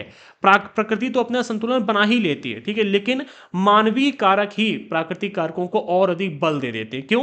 क्योंकि भैया पेड़ पौधे जो थे वो मिट्टी को सुरक्षित रखते थे, हमने पेड़ों को काट दिया और फिर कहा कि भाई पानी वर्षा था इसलिए मिट्टी बह गई। भाई पेड़ों को क्यों काटा? पेड़ तो संरक्षित कर रहे थे ना, ठीक है, लेकिन पेड़ों को काट दिया और पानी वर्षा मिट्टी बह गई। आपने कहा कि भाई पानी वर्षा इसलिए मिट्टी बह गई, ये नहीं बताया कि पेड़ काटे थे इसलिए मिट्टी बही है, ये कहा कि पानी वर्षा इसलिए मिट्टी बही। तो प्राकृतिक कारकों के पीछे भी कहीं ना कहीं मानवीय कारक ही होते हैं, ठीक है। तो आगे कहा जा रहा है कि मृदा के निम्नीकरण में सहायक कारक जो हैं, जो मृदा के निम्नीकरण में सहायक कारक हैं, यानी कि मिट्टी की गुणवत्ता के खत्म होने के पीछे जो कारण है, उनमें एक आता है वनोन्मूलन, पेड़ों का कटना, वनों का समाप्त होना, अतिचारण, ठीक है, भूमि का जो हम अलग अलग तरह से अतिचारण करने में लगे हुए हैं। अब आप देखोगे जो आपका बेंगलोर वाला एरिया है, वहां पर पानी की कमी क्यों महसूस की जा रही है? बताओ, गर्मी में लोग वहां से क्यों भागे? पानी की कमी के कारण। जो तालाब थे, जो नदियां थी, ठीक है, जो मतलब नाले थे, उन सबको घेर करके, जो जंगल थे उनको काट करके अपार्टमेंट बना दिए गए, ऑफिस खोल दिए गए, मतलब फैक्ट्रियां डाल दी गई। अब वहां पर इतनी जगह बची ही नहीं है कि पानी का अंडर जो संचय हो सके, ठीक है, जो नीचे अंडरग्राउंड वाटर है वो रिचार्ज हो सके, संचय हो सके, ठीक है। इसके अलावा जितने नदी नाले, जो नाले थे, घरों से निकलने वाली नालियां थी, उन सबको पक्का कर दिया। तो जो थोड़ा बहुत पानी उनसे जमीन के अंदर जा रहा था वो भी जाना बंद हो गया, और हम डायरेक्ट पानी को मतलब समर से भी लगाकर, जैसे हम मतलब फ्रूटी में और अन्य चीजों में स्ट्रॉ लगाकर के उसे चूस लेते हैं, ऐसे पाताल का पानी चूसने में लगे हुए हैं, जल्दी निकालने में। सब पानी समर से और 10-10 बाल्टी से पानी में नहाने लगे हैं, ठीक है। क्या होगा बताओ? धीरे धीरे यहां पर इसका खतरा देखने को मिला, ठीक है। भाई जो जंगल था, जंगल रहने देते, तालाब थे, तालाब रहने देते, ठीक है, जितने जो इलाका रहने योग्य था वहां पर रहते, लेकिन अतिचारण किया गया, ठीक है। तो इससे क्या है कि दुष्प्रभाव देखने को मिल रहे हैं, और इसके दुष्प्रभाव मिट्टी में भी देखने को मिलते हैं, ठीक है। रासायनिक उर्वरकों और कीटनाशकों का अत्यधिक उपयोग, वर्षा, दोहन, इसके अलावा भूस्खलन और बाढ़, ये सारे के सारे कारक हैं जो कि मृदा के निम्नीकरण में सहायता करते हैं, ठीक है। अब इसमें मुख्य रूप से मानवीय कारक देखने को मिलते हैं। भैया आपने रासायनिक उर्वरकों का और कीटनाशकों का क्यों प्रयोग किया? कीटनाशक डाले, इससे जो सूक्ष्म जीव थे वो सारे समाप्त हो गए, ठीक है। अब मिट्टी की गुणवत्ता को बढ़ाने के लिए सूक्ष्म जीव रहे नहीं, ठीक है। ऊपर से आपने क्या किया? खाद्य पदार्थ डाल दिए, जिससे कि एक ही बार में मिट्टी की सारी उर्वरता ले ली। अब अगली बार आपको अधिक खाद डालनी पड़ेगी, अगली बार और अधिक खाद, अगली बार और अधिक खाद, धीरे धीरे वो मिट्टी मतलब जैसे दारू नहीं, आपने 1 क्वार्टर पहले पिया, आपको बहुत नशा हो गया, फिर 2 क्वार्टर पिए, 4 क्वार्टर पिए, अब तो 10 क्वार्टर पी रहे, नशा ही नहीं हो रहा। अब थोड़े दिन बाद क्या होगा कि अगर आपने एक भी क्वार्टर पी लिया तो आपकी तबीयत खराब होने लगेगी। यही मिट्टी का भी हालत होगी, यार नहीं तो कल देखना ये जो खाद्य पदार्थ हैं ये दारू का काम करते हैं मिट्टी के लिए, और देखना धीरे धीरे क्या हालत हो, ठीक है। इसी तरह से ये सारे कारक कार्य करते हैं। अब हम बात कर लेते हैं मृदा का संरक्षण कैसे किया जाए, इसके कुछ उपाय दिए जा रहे हैं, ठीक है। भूमि संरक्षण की बात कर ली हमने, अब मृदा संरक्षण को भी देख ले। तो सबसे पहले मल्च बनाना। आप खेती कर रहे हो, मल्चिंग कृषि करो, ठीक है। इसके ऊपर बहुत सारे वीडियोस यूट्यूब पर मिल जाएंगे, आप जरूर देखना, ठीक है। और अगर आपके माँ बाप सॉरी आपके पापा या चाचा, ये जो भी हैं भाई बंधु खेती करें, तो उनको बताओ कि इस तरह से खेती की जाए, ठीक है, जिससे कि एक तो पानी और मिट्टी दोनों को संरक्षण मिलेगा। क्या है? मल्च बनाना। पौधों के बीच अनावृत भूमि जैव पदार्थों जैसे प्रवाल से ढक दी जाती है, इससे मृदा की आर्द्रता रुकी रहती है। अब देखो यहां पर क्या है, पहले पॉलीथीन लगा दी गई, ठीक है, और इसमें पेड़ लगा दिए, पॉलीथीन में छेद करके इसमें पेड़ लगा दिए गए, ठीक है। और जो यहाँ पर जगह बच रही है, यहाँ पर भी पॉलीथीन पड़ी है, ठीक है, लेकिन यहाँ पर क्या है कि यहाँ पर जैव पदार्थ डाल दिए गए। अब क्या है कि इससे मिट्टी की जो उर्वरता है, मिट्टी की जो मतलब ऊष्मता है, ठीक है, क्या है, मिट्टी में जो पानी पाया जा रहा है, ठीक है, ये आर्द्रता जो है ये उड़ेगी नहीं, जाएगी नहीं, मिट्टी में ही बनी रहेगी। इससे पानी भी कम लगाना पड़ेगा, ठीक है। एक तो पानी कम लगाना पड़ेगा, ठीक है। दूसरा, मिट्टी की जो आर्द्रता है वो बनी रहेगी, ठीक है। पानी कम लगाना पड़ेगा और फसल इससे अच्छी होती है, ठीक है। आगे बढ़ते हैं। दूसरा है वेदिका फार्म। कौन सा है? वेदिका फार्म। अच्छा, वेदिका फार्म का उपयोग किया जाता है कहाँ पर? जहाँ पर्वतीय एरियाज होते हैं, पर्वतीय एरियाज में वेदिका फार्म के माध्यम से खेती की जाती है। पिछली क्लास 7 के एनसीईआरटी में बताया भी था, समझ लो एक बार फिर से। चौड़े समतल सोपान अथवा वेदिका तीव्र ढालों पर बनाए जाते हैं ताकि सपाट सतह फसल उगाने के लिए उपलब्ध हो जाए। इनसे पृष्ठीय प्रवाह और और मृदा अपरदन कम होता है। होता क्या है, जैसे कि पर्वत था, ये ऐसा पर्वत था, ठीक है, ढलान वाला। क्या किया गया, यहाँ पर छोटे छोटे खेत निकाल लिए गए। आप देख रहे हैं, यहाँ पर दिखाई दे रहे हैं आपको, मतलब ऐसे पेन तो नहीं चल पाएगा, छोटे छोटे खेत सीढ़ी टाइप की बना दी गई। अब जो सीढ़ी है ये थोड़ी ज़्यादा बड़ी बनाएंगे हम। आप लोग जो घर पे सीढ़ी बनाते हो वो केवल पैर रखने की जगह होती है, यहाँ पर इतनी जगह होती है सीढ़ियों में कि खेती की जा सके, ठीक है। तो ऐसी सीढ़ी टाइप की बना ली, वेदिका बना ली। क्या किया गया यहाँ पर? वेदिका बना ली। ऐसे अगर हम यहाँ पर कोई फसल लगाते, यहाँ पर पेड़ पौधे लगाए जाते, तो भाई वो पानी लगाते, पानी सारा नीचे होता, पेड़ पौधे भी बह के नीचे चले जाते। लेकिन अब यहाँ पर क्या किया गया, कुछ इस तरह से सीढ़ी टाइप की बना ली गई, ठीक है, इनकी वेदिकाएं बना ली गई और यहाँ पर मेड़ टाइप की कर दी। इससे पानी भी भरा रहेगा, ठीक है, और पेड़ पौधे भी अच्छी तरह से जम जाएंगे। चौड़े समतल सोपान अथवा वेदिका तीव्र ढालों पर बनाया जाए, तीव्र ढाल वाला एरिया है पर्वतीय भाग में, ठीक है, ताकि सपाट सतह फसल उगने के लिए उपलब्ध हो सके। यानी कि खेत टाइप की जो भूमि है ये यहाँ पर खेती कर सकें, ठीक है, सपाट सतह मिल गई, ठीक है, मैदानी भाग जैसी यहाँ पर सतह मिल सके। और इसके पृष्ठीय प्रवाह यानी पानी वगैरह जो बरसता है या पानी जो हम लगा रहे हैं उससे मिट्टी का जो बहना है और जो मृदा अपरदन है ये रुक सके, ठीक है, इसलिए इसका निर्माण किया था। तो ये एक बहुत ही अच्छा तरीका है और पर्वतों में इसी तरह से खेती की जाती है, ठीक है। आगे बढ़ते हैं। तीसरा है समोच्च रेखीय जुताई। ये भी काफी इंपॉर्टेंट है, समझो इसको भी। एक पहाड़ी ढाल पर समोच्च रेखाओं के समानांतर जुताई ढाल से नीचे बहते जल के लिए एक प्राकृतिक अवरोध का निर्माण करती है। अब इसमें होता क्या है कि भैया समोच्च रेखाओं यानी कि समान रेखाओं में जुताई की जाती है। जैसे आप यहां पर देख सकते हैं ऐसी जुताई की जा रही है। एक प्रकार से ये भी एग्जाम्पल के रूप में आप देख सकते हो, ठीक है, इस तरह से, ठीक है। समोच्च रेखी क्या कहा जा रहा है, क्या कहा जा रहा है, एक पहाड़ी ढाल पर समोच्च रेखाओं के समानांतर जुताई, ठीक है, ढाल से नीचे बहते जल के लिए एक प्राकृतिक अवरोध का काम करा। अब पानी ऐसे बह रहा था, आपने ऐसी ऐसी जुताई यहां पर कर दी, ठीक है, ऐसी जुताई कर दी।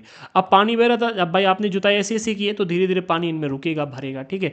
तो समोच्च रेखी जुताई भी इसका एक बहुत ही अच्छा एग्जाम्पल है। वैसे ये बहुत ज़्यादा कारगर नहीं होता है, बट हाँ एक अच्छा एग्जाम्पल है, ठीक है। फिर है समोच्च रेखी रोधिकाएं। ये भी काफ़ी इंपॉर्टेंट है। समोच्च रेखाओं पर रोधिकाएं बनाने के लिए पत्थरों, घास, मृदा का उपयोग किया जाता है। पत्थर, घास और मृदा इनका उपयोग किया जाता है, ठीक है भाई। मतलब एक तरह से समोच्च रेखाओं पर, इनकी समान ऐसी रेखाओं पर, ठीक है, समान रेखाओं पर रोधिकाएं यानी कि एक प्रकार से मेड़ आपने बना ली, ठीक है, खेतों में मेड़ बनाई जाती, ठीक है। पत्थर, घास, मिट्टी इनके उपयोग से रोधिकाएं बनाना अर्थात एक प्रकार की मेड़ बना देना, ठीक है, एक प्रकार की आपका ठेस बना देना, ठीक है। रोधिकाओं के सामने जल एकत्र करने के लिए खाइयां बनाई जाती, खाइयां भी बना दी गई कि भाई रोधिका के सामने जो मतलब ये रोधिका बनाई जा रही है इसके सामने जल एकत्रित हो जाए, ठीक है, जल रुक जाए, जल यहां से बहे ना, ठीक है। इसके लिए क्या किया जाता है, खाई या फिर कहेंगे भाई एक प्रकार का नाला टाइप का, नाली टाइप की बना दी जाती है, खाई इसी को कहा जाता है, ठीक है। ये बनाई जाती हैं। आगे बढ़ते हैं। अगला है रक्षक मेखलाएं। ये भी काफी इंपॉर्टेंट है। ये ऐसे इलाकों में बनाई जाती हैं जहां पर बहुत तेज हवाएं चलती हैं, ठीक है। समझो रक्षक मेखलाएं तटीय प्रदेशों और शुष्क प्रदेशों में पवन गति रोकने के लिए वृक्ष कतार में लगाए जाते हैं, यानी कि एक लाइन में, जैसे आप यहां पर देख सकते हो एक लाइन बार सारे के सारे पेड़ लगा दिए, लगाए कि नहीं लगाए बताओ, ठीक है। तटीय प्रदेशों में और शुष्क प्रदेशों में जहां पर मतलब पानी की मात्रा कम होती, ऐसे क्षेत्रों में पवन की गति को रोकने के लिए अगर बहुत तेज हवाएं आएंगी, ठीक है, तो क्या होगा, बहुत तेज हवाएं आएंगी तो जितनी भी मिट्टी है वो भी उड़ जाएगी और मिट्टी में जो उर्वरता है वो भी चली जाएगी। तो पवन की गति को रोकने के लिए वृक्ष कतार में अर्थात एक लाइन में लगाए थे, जैसे कि आप यहां पर देख सकते हो, ठीक है, ताकि मृदा आवरण को बचाया जा सके, अर्थात मिट्टी की जो ऊपरी परत है इसको बचाया जा सके, क्योंकि अगर बहुत तेज हवाएं आएंगी तो मिट्टी को उड़ा ले जाएंगी, हम सभी जानते हैं, ठीक है। इसलिए ऐसे लाइन वार पेड़ लगाए जाते हैं। अगला है चट्टान बांध बनाना, ये भी काफ़ी इंपॉर्टेंट है। आप देख सकते हैं कुछ इस तरह से बनाना, ठीक है। यह जल के प्रभाव को कम करने के लिए बनाए जाते हैं, ठीक है। जल की रफ्तार को कम करने के लिए, स्पीड को कम करने के लिए इस तरह के कुछ चट्टान बांध बना दिए थे, आप देख रहे हैं इस तरह के, ठीक है। ये कुछ है, ठीक है। ये नालियों की रक्षा करते हैं और मृदा क्षति को रोकते हैं, ठीक है। जो मिट्टी मतलब बहती जा रही है उसको भी रोकते हैं और नालियाँ जो होती हैं उनकी भी रक्षा करते हैं, ठीक है। तो चट्टान बांध बनाना ये भी एक मतलब उपयोगी तरीका है। फिर है बीज की फसल उगाना, ये मतलब एक अलग तरीका है बीज की फसल उगाना। अधिकतर लोग ऐसा करते हैं। वर्षा दोहन से मृदा को सुरक्षित रखने के लिए अलग अलग समय पर विभिन्न फसलें एकांतर कतार में लगाई जाती है, यानी कि एक ही खेत में कई सारी फसलें कर लेना, और वो इसलिए जिससे कि मिट्टी का दोहन ना हो सके, ठीक है। सॉरी, मिट्टी को सुरक्षित रखा जा सके, ठीक है। वर्षा दोहन से यानी पानी बरस रहा है, पानी के बरसने से मिट्टी बह ना जाए, इसलिए मृदा को सुरक्षित रखने के लिए अलग अलग समय पर विभिन्न फसलें एकांतर कतार में लगाई। जैसे कि आप देखो कभी कभी क्या होता है कि आलू की फसल की गई, उसके आसपास राई के बीज डाल दिए गए, ऐसा होता है कि नहीं होता है, ठीक है। उसके आसपास जानवरों के चारे के लिए चरी या फिर बाजरे के बीज डाल दिए गए, जो कि जानवरों के लिए मतलब एक तरह से उपयोग में फिर लाया जाता है, ठीक है। अब हम बात करते हैं भूस्खलन की। ये यहाँ तक हो गए मृदा अपरदन या फिर मृदा के निम्नीकरण को मृदा संरक्षण के उपाय ने समझ लिए। अगला टॉपिक है भूस्खलन, ये काफ़ी इंपॉर्टेंट है, ठीक है। क्योंकि भूस्खलन, इससे देखो टॉपिक तो इससे पहले दिया गया था बट मैंने यहाँ पर इसलिए रखा क्योंकि मृदा के संरक्षण के उपाय अगर आप एक बार समझ लोगे फिर भूस्खलन को समझना भी आपके लिए थोड़ा सा आसान हो जाएगा।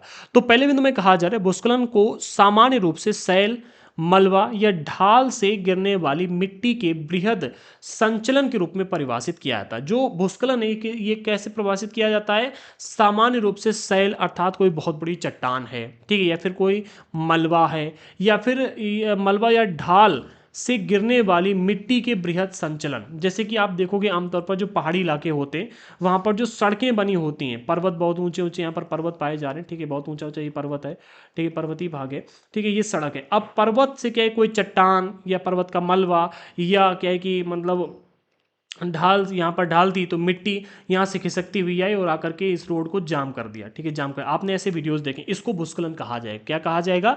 इसको ही भूस्खलन कहा जाता है। मिट्टी का धसक जाना, मिट्टी का धसक जाना या फिर क्या है कि खिसकना, ठीक है, मिट्टी का संचलन। मिट्टी जो है तो एकदम से बहुत बड़ी मात्रा में खिसक गई, उसको ही क्या कहा जा रहा है? भूस्खलन कहा जा रहा है। वे प्रायः भूकंप, बाढ़ और ज्वालामुखी के साथ घटित होते हैं। जब भूकंप आता है तब भूस्खलन बड़े पैमाने पर होते हैं। बाढ़ आती है, भाई पानी बहुत तेज बरस रहा है, ठीक है, पहले पेड़ पौधे थे तो पेड़ पौधों की जड़ों के माध्यम से पानी नीचे चला जाता था, लेकिन अब क्या है, पानी बहुत तेज आ रहा है तो मिट्टी में कटान होने लगी, ठीक है। पहले क्या था, पेड़ पौधों की जड़ें मिट्टी को बांध कर भी रखती थी और पानी को नीचे पहुंचाने का भी काम करती थी। अब क्या है कि भैया पेड़ पौधों को आपने काट दिया तो मिट्टी को बांध के रखने वाले पेड़ों की जड़ें समाप्त हो चुकी हैं, ठीक है, और मिट्टी चूंकि बहुत तेजी से कट रही है तो इससे क्या है कि बड़े पैमाने पर मिट्टी खिसक जाती है, ठीक है। इससे आप क्या है कि बड़े पैमाने पर भूस्खलन भी होता है, ठीक है। फिर बाढ़ तो आपने समझ लिया। ज्वालामुखी, अब ज्वालामुखी से तो भूस्खलन बड़ी मात्रा में होता है, इसके तो बताना है क्या मतलब क्या ही फर्क है, ठीक है, समझिए कि कोई ज्वालामुखी है, धरती का फटना, फिर तो भूस्खलन हो गई होगा। लंबे समय तक भारी वर्षा होने से भी भूस्खलन होता है, ठीक है, और लंबे समय तक भारी वर्षा होने से ऐसे क्षेत्रों में भी भूस्खलन हो जाता है जहां पर पेड़ पौधे होते हैं, ठीक है, क्योंकि भैया मिट्टी के अंदर पानी को धारण करने की क्षमता जब खत्म हो जाती है, बहुत अधिक पानी आ जाता है, तब भूस्खलन बड़े पैमाने पर होता है, ठीक है। अगले पॉइंट में ये नदी के प्रवाह को कुछ समय के लिए अवरुद्ध कर देता है। अब भाई बहुत तेज पानी बह रहा था, ठीक है, भूस्खलन हुआ, मिट्टी आकर के सारी सारी नदी में रुक गई, ठीक है। अब इससे क्या हुआ कि जो पानी नदी में आ रहा था ये बहना रुक गया। अब मिट्टी जो है, मिट्टी ने पानी को रोक दिया है तो पानी उफान पर आने लगा, नदी के अंदर पानी बहुत बड़ी मात्रा में बढ़ने लगेगा, ठीक है। नदी अवरुद्धता से अचानक फूट पड़ने से निचली घाटियों के आवासों में विध्वंस आ जाता है। अब भाई जैसे में नदियां जाम होती हैं, पानी रुक जाता है, पानी भरने लगता है और पानी इतना भर जाता है कि बहुत प्रेशर से इस मिट्टी के ऊपर टक्कर लगाता है, ठीक है। जब बहुत प्रेशर से टक्कर लगाता है तब होता क्या है कि मिट्टी को बहा ले जाता है और इससे क्या होता है, विभिन्न इलाकों में ये पूरा का पूरा मलबा जाकर के घुस जाता है। पर्वतीय क्षेत्रों में इसीलिए बाढ़ आती है, आप देखोगे बाढ़ के ये एक रीजन है, ठीक है, कि भाई नदी बह रही थी, ठीक है, और यहाँ से बहुत बड़ी मात्रा में मिट्टी खिसकती हुई आई और मिट्टी पूरी नदी को यहाँ से यहाँ तक जाम कर दिया।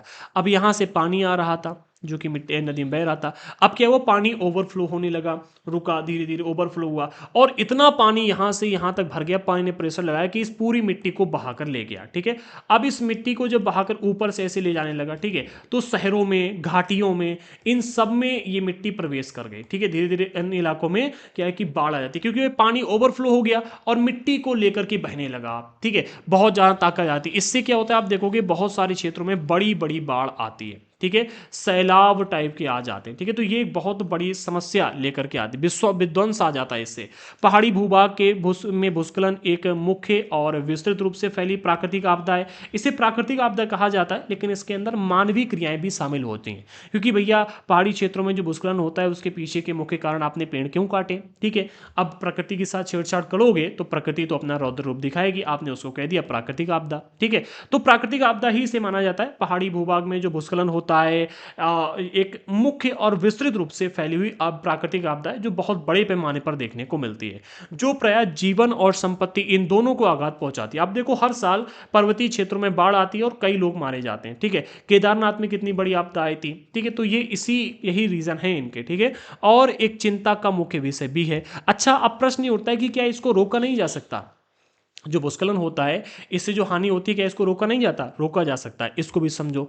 अगला टॉपिक है मतलब इसी में भूस्खलन के न्यूनीकरण क्रियाविधि, इसको कम करने के उपाय क्या क्या है। तो वैज्ञानिक प्रविधियों के विकास से हमें समझने की शक्ति मिली है कि भूस्खलन उत्पन्न होने के कौन कौन से कारक हैं। अब जो वैज्ञानिक तरीके हैं उनसे हमने ये समझ लिया है कि भूस्खलन आने के क्या क्या तरीके हैं और उनका प्रबंधन कैसे करना है, मतलब इनको कैसे रोका जाए। ठीक है, क्या क्या तरीके हैं जिससे कि हम भूस्खलन को रोक सकते हैं। ठीक है, और वो कैसे तरीके अप्लाई किए जाएं।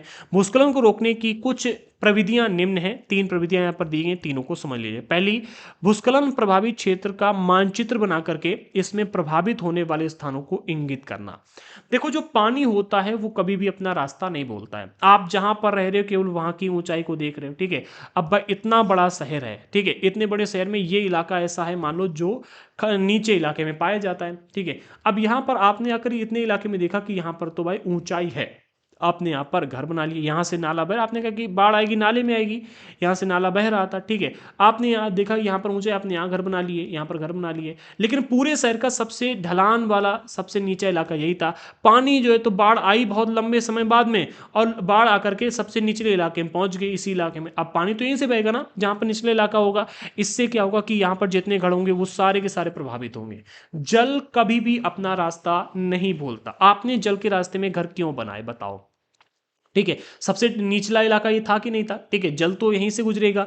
अब भाई चाहे 1 साल बाद आए, 2 साल बाद आए, 10 साल बाद आए, जब भी बाढ़ आएगी पानी यहीं से गुजरेगा। ठीक है, क्योंकि जल का रास्ता ये ढलान वाला एरिया ही यही है, खाली इलाका ये है। ठीक है, मतलब खाली इलाका अर्थ क्या अर्थ ये है कि सबसे निचला इलाका ये था। आपने यहाँ पर मिट्टी डाल करके, ठीक है, तब तालाब थे छोटी छोटी, ठीक है, थोड़ा नीचे इलाका था, आपने वहाँ पर मिट्टी डाली और घर बना लिए। ठीक है, जब बाढ़ आई तो घर बह गए, तो आपने कहा कि भाई सरकार काम नहीं करती, सरकार ने जो है तो बाढ़ को नहीं रोका। सरकार कहां से बाढ़ रोक ले बताओ? आप नदी के बीच में घर बना के बैठोगे तो सरकार क्या आपको उठा लेगी? वहां से नहीं उठा पाएगी। तो जब भी घर बनाओ ये ध्यान दो कि वो इलाका का मतलब जो है कहीं ऐसा तो नहीं कि पूरे शहर का आपका सबसे नीचा इलाका है जहां पर हर जब भी बाढ़ आएगी तो वहीं से पानी गुजरेगा पानी, तो फिर तो आपका फिर बल्ले बल्ले होगा। ठीक है, तो जब भी घर बनाओ तो इस बात का विशेष ध्यान रखो। ठीक है, तो पहले पॉइंट में क्या है, भूस्खलन प्रभावित क्षेत्रों का मानचित्र बनाकर इसमें प्रभावित होने वाले स्थानों को इंगित करना। आगे, इस प्रकार इन क्षेत्रों को आवास बनाने के लिए छोड़ा जा सकता है कि भैया यहाँ पर आवास ना बनाए जाएं। ठीक है, भैया भूकंप प्रभावित जो क्षेत्र है वहां पर आवास ना बनाओ, जहां पर भूकंप या फिर भूस्खलन नहीं आएगा। ठीक है, भूस्खलन की बात यहाँ पर, ठीक है, वहां पर घर बनाओ। ठीक है, आगे, भूमि को खिसकने से बचाने के लिए प्रतिधारी दीवार का निर्माण करना। प्रतिधारी दीवार ये एक अच्छा मतलब बहुत ही अच्छा एग्जाम्पल है। ठीक है, इसका हो सकता है जहां पर भी मिट्टी की खिसकने का मतलब हमें लगता है कि यहाँ पर जैसे कि भाई कोई बहुत बड़ा पर्वत है और लगता है कि यहाँ पर मिट्टी खिसक सकती है, तो यहाँ पर प्रतिधारी दीवार बना देगी, बड़ी चौड़ी दीवार बना देगी। इससे क्या है कि मिट्टी को सपोर्ट मिल जाएगा, तो जब सपोर्ट मिल जाएगा तो मिट्टी खिसकेगी नहीं, मिट्टी वहां पर रुकी रहेगी प्रतिधारी दीवार बना करके। ठीक है, अच्छा, इसके आप वीडियोस या फिर इमेजेस देख लो, यूट्यूब पर बहुत सारे मिल जाएंगे, गूगल पर भी मिल जाएंगे। अगला है, भूस्खलन को रोकने के लिए सबसे प्रभावी तरीका है वनस्पति आवरण, पेड़ पौधों को लगाओ। ठीक है, वनस्पति आवरण में जितनी वृद्धि होगी, ठीक है, उतना ही अधिक भूस्खलन को रोका जा सकता है, क्योंकि पेड़ पौधों की जो जड़ें हैं वो मिट्टी को बांध के रखती हैं। ठीक है, जब मिट्टी बंधी होगी तो कहाँ से बहेगी बताओ। आप चार लोग हो, बहुत तेज मतलब हवाएं चल रही थी, तूफान आ रहा था, अब आप चारों ने अपने अपने कमर में एक रस्सी बांध रखी है और वो रस्सी चारों लोगों से जुड़ी हुई है, तो कितनी भी तेज हवाएं चलें आप लोग बंधे रहोगे। ठीक है, इधर उधर नहीं जाओगे। ठीक है, और लेकिन अगर आप सभी छूटे हुए हो तो बह जाओगे, है कि नहीं बताओ। वही है यहाँ पर भी। ठीक है, तो जो वनस्पति आवरण है ये लगाना सबसे उपयोगी तरीका है। तीसरा है सतही अपवाह तथा झरना प्रवाहों प्रवाहों के साथ साथ भूस्खलन की गति को नियंत्रित करने के लिए पृष्ठीय अपवाह नियंत्रण उपाय कार्यान्वित किए गए हैं। समझो यहाँ पर क्या कहा जा रहा है, एक मिनट। हाँ, क्या कहा जा रहा है, सतही अपवाह, यानी कि जो ऊपर की सतह है उसका जो अपवाह हो रहा है, मिट्टी कट रही है। ठीक है, तथा झरना प्रवाहों के साथ साथ भूस्खलन की गतिशीलता को नियंत्रित करने के लिए पृष्ठीय अपवाह को नियंत्रित करना, जो ऊपर की मिट्टी बह जाती है, ठीक है, उसको नियंत्रित करो कि वो ना बहे। ठीक है, ये भी एक अच्छा मतलब उपाय है जो कि हमें देखने को मिलता है। ठीक है, आगे बढ़ते हैं। अब हम बात करते हैं जल की। हमने यहाँ पर भूमि को और मृदा को दो को समझ लिया। ठीक है, चैप्टर काफ़ी बड़ा था, स्टार्टिंग में ही आपको बताया था।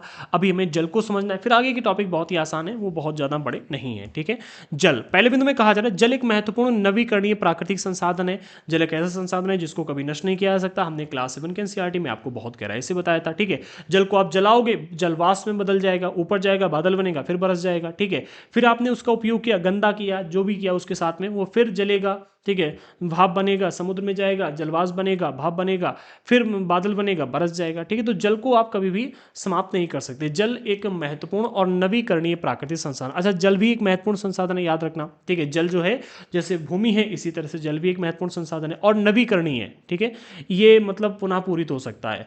भूपृष्ठ का 3/4 भाग जल से ढका हुआ है, वही 71% भाग जो मैंने आपको बताया था। ठीक है, इसलिए इसे जल ग्रह कहना उपयुक्त है।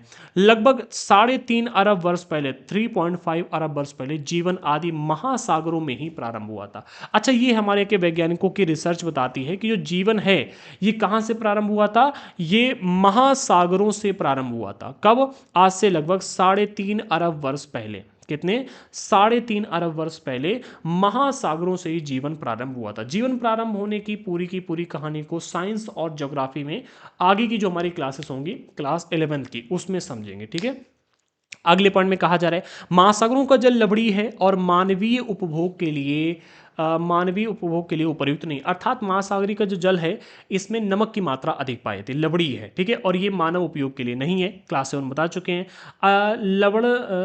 अलवण जल केवल 2.7% ही है, ये भी बता चुके हैं आपको पूरा है। ठीक है, तो बता मतलब एक बार इसको रिवाइज कर लेते हैं, वैसे तो सारा का सारा हम एक्सप्लेन कर ही चुके हैं। ठीक है, क्या कहा जा रहा है, अलवड़ जल जो है जो कि मानवीय उपयोग के लिए है वो 2.7% ही है। इसका लगभग 70% भाग बर्फ की चादरों और हिमालयों के रूप में अंटार्कटिका, ग्रीनलैंड और पर्वतीय प्रदेशों में पाया जाता है। अर्थात हमारी पृथ्वी में आपको 97.3% जल आपको लवणीय देखने को मिलता है, जो मानवीय उपयोग के लिए उपयुक्त नहीं है। ठीक है, केवल 2.7% जल ऐसा है जो मानवीय उपयोग के लिए है। ठीक है, मानवीय उपयोग के लिए है जो कि अलवणीय जल है, लेकिन इसका भी 70% भाग आपको बर्फ की चादरों में, ठीक है, बर्फ की चादरों में और हिमालयों में, अंटार्कटिका, ग्रीनलैंड और पर्वतीय प्रदेशों में देखने को मिलता है। जैसे कि हमारे हिमालय पर्वत में सियाचिन के ग्लेशियर हो गए। ठीक है, इसी तरह से अंटार्कटिका वगैरह में बर्फ के रूप में ही जमे हुए हैं। ठीक है, अपनी स्थिति के कारण ये मनुष्य की पहुंच से बाहर है। केवल 1% अलवड़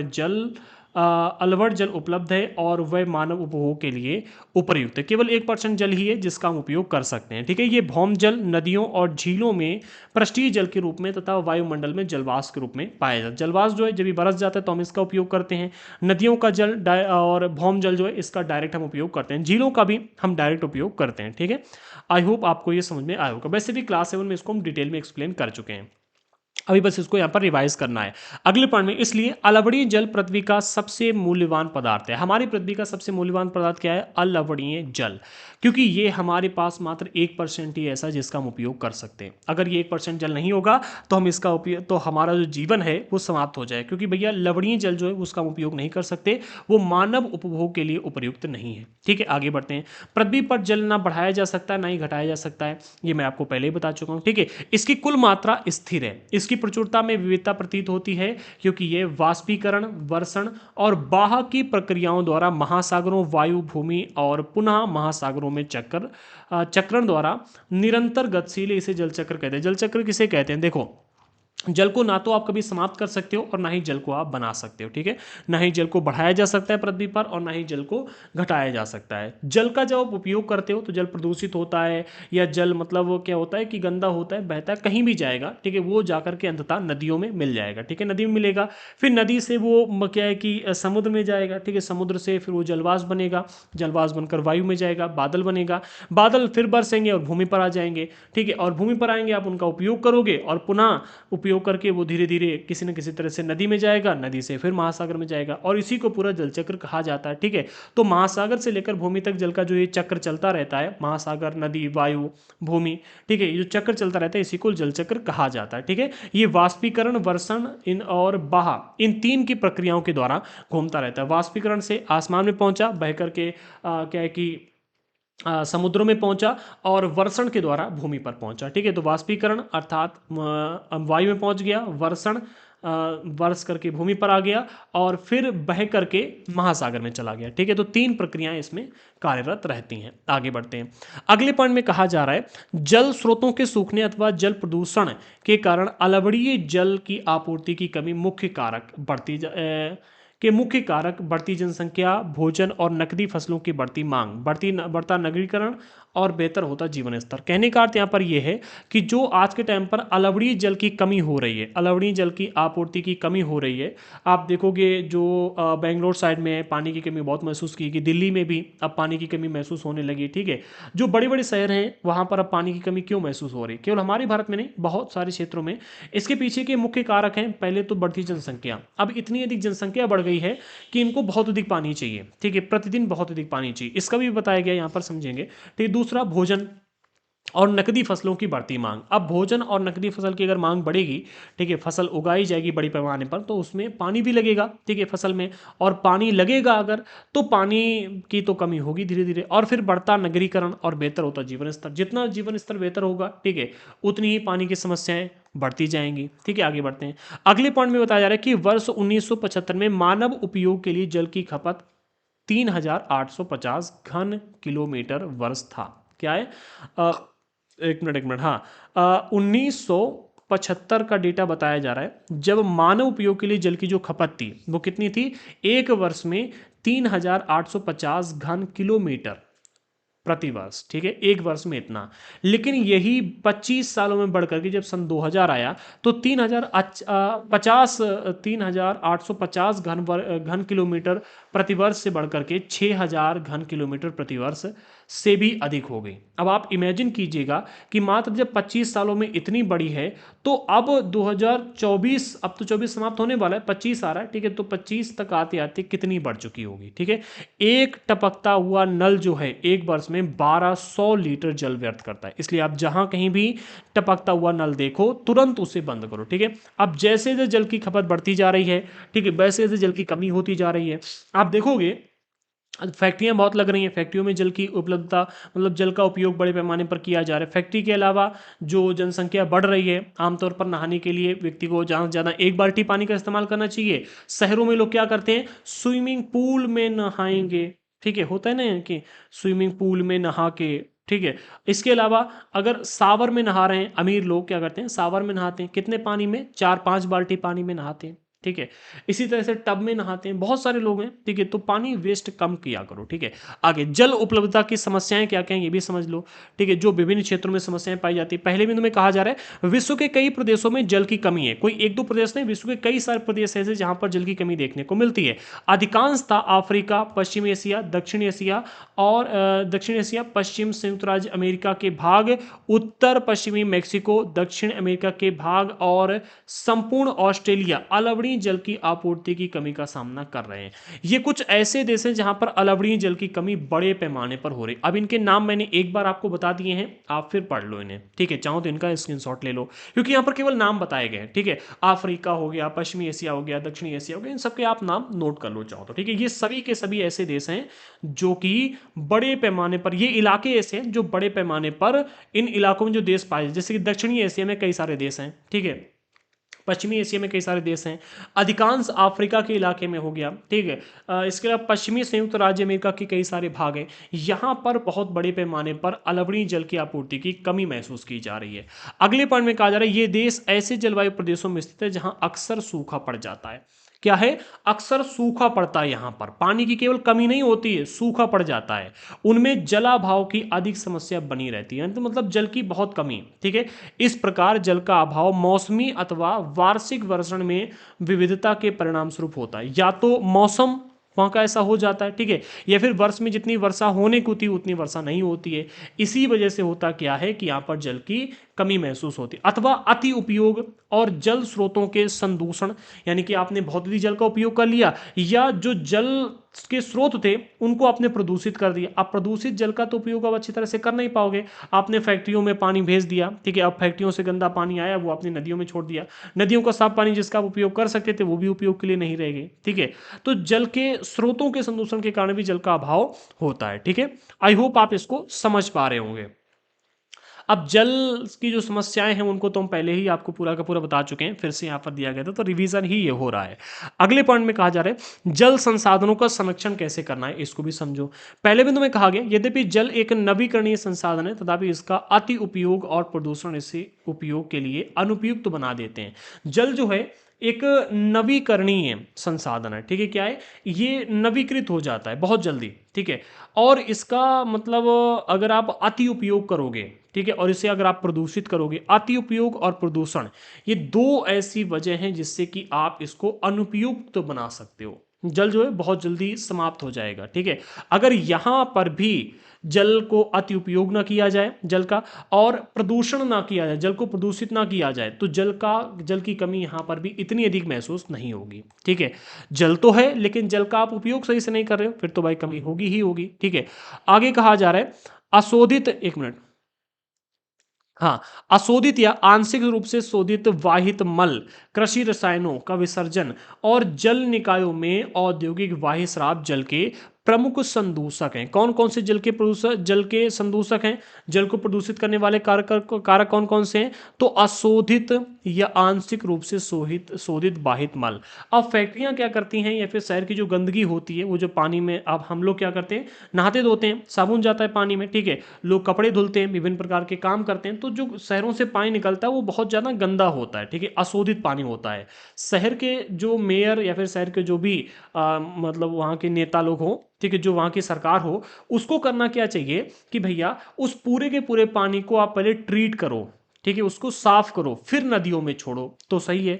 लेकिन होता क्या है, उनको आप ट्रीट ही नहीं करते हो, या फिर ट्रीट करते हो तो आंशिक रूप से शोधित करते हो, ठीक है, मतलब उसको बहुत ही थोड़ा बहुत ट्रीट कर दिया और ट्रीट करके ऐसे छोड़ दिया, ठीक है, क्योंकि भैया लोग इसमें पैसा नहीं इन्वेस्ट करना चाहते। इससे क्या है कि पानी जो है उसकी कमी महसूस होती है। आगे कृषि रसायनों का विसर्जन और जल निकायों में औद्योगिक बहिस्राव, ठीक है, क्या करें, कृषि रसायनों। अब खेती में हम क्या करते हैं, विभिन्न प्रकार के रासायनिक पदार्थ डालते हैं, दवाइयां डालते हैं, ठीक है। इससे क्या है कि भैया खेतों में जो पानी लगाया जाता है या फिर जो खेती में मतलब प्रोडक्ट उगते हैं वो सभी प्रदूषित होते धीरे धीरे, ठीक है। फिर कृषि रसायनों का विसर्जन भी किया जाता है, इनको पानी में बहा दिया जाता है, ठीक है। जो चीज़ें पानी लगाया, ठीक है, वो बह गया, इसके अलावा जो कृषि के रसायन हुए उनको पानी में बहा दिया, ठीक है। ये जल निकायों में औद्योगिक बहिस्राव, इसके निकायों में और जल निकाय, हाँ इसके अलावा जल निकाय जो होते हैं, ठीक है, जो जल की नदियां जैसे हैं, ठीक है, या फिर जल जहाँ पर इकट्ठा हो रहा है वहाँ पर जो औद्योगिक बहिस्राव आते हैं, मान लो कोई मतलब फैक्ट्री है जहाँ पर कपड़ा बड़े पैमाने पर बनाया जा रहा है, अब कपड़ा बनाया गया, ठीक है, पानी बड़े पैमाने पर गंदा वहाँ से निकला, अब उस पूरे के पूरे गंदे पानी को क्या किया गया कि भाई ऐसा ही बहा दिया गया, ठीक है, औद्योगिक बहिस्राव। या फिर मतलब कोई लोहे की इस्पात निर्माण की कंपनी या फिर फैक्ट्री है, वहां से लोहा बनाया जा रहा है, गंदा पानी सारा छोड़ा जा रहा है, जो फैक्ट्रियों से निकलने वाला गंदा पानी है, ये जब ऐसा ही छोड़ दिया जाता है तो सबसे बड़ा प्रदूषण का कार्य करता है, ठीक है। तो प्रदूषण के कारक कौन कौन से, मतलब हमने ये आपको यहाँ पर बता दिए, ठीक है।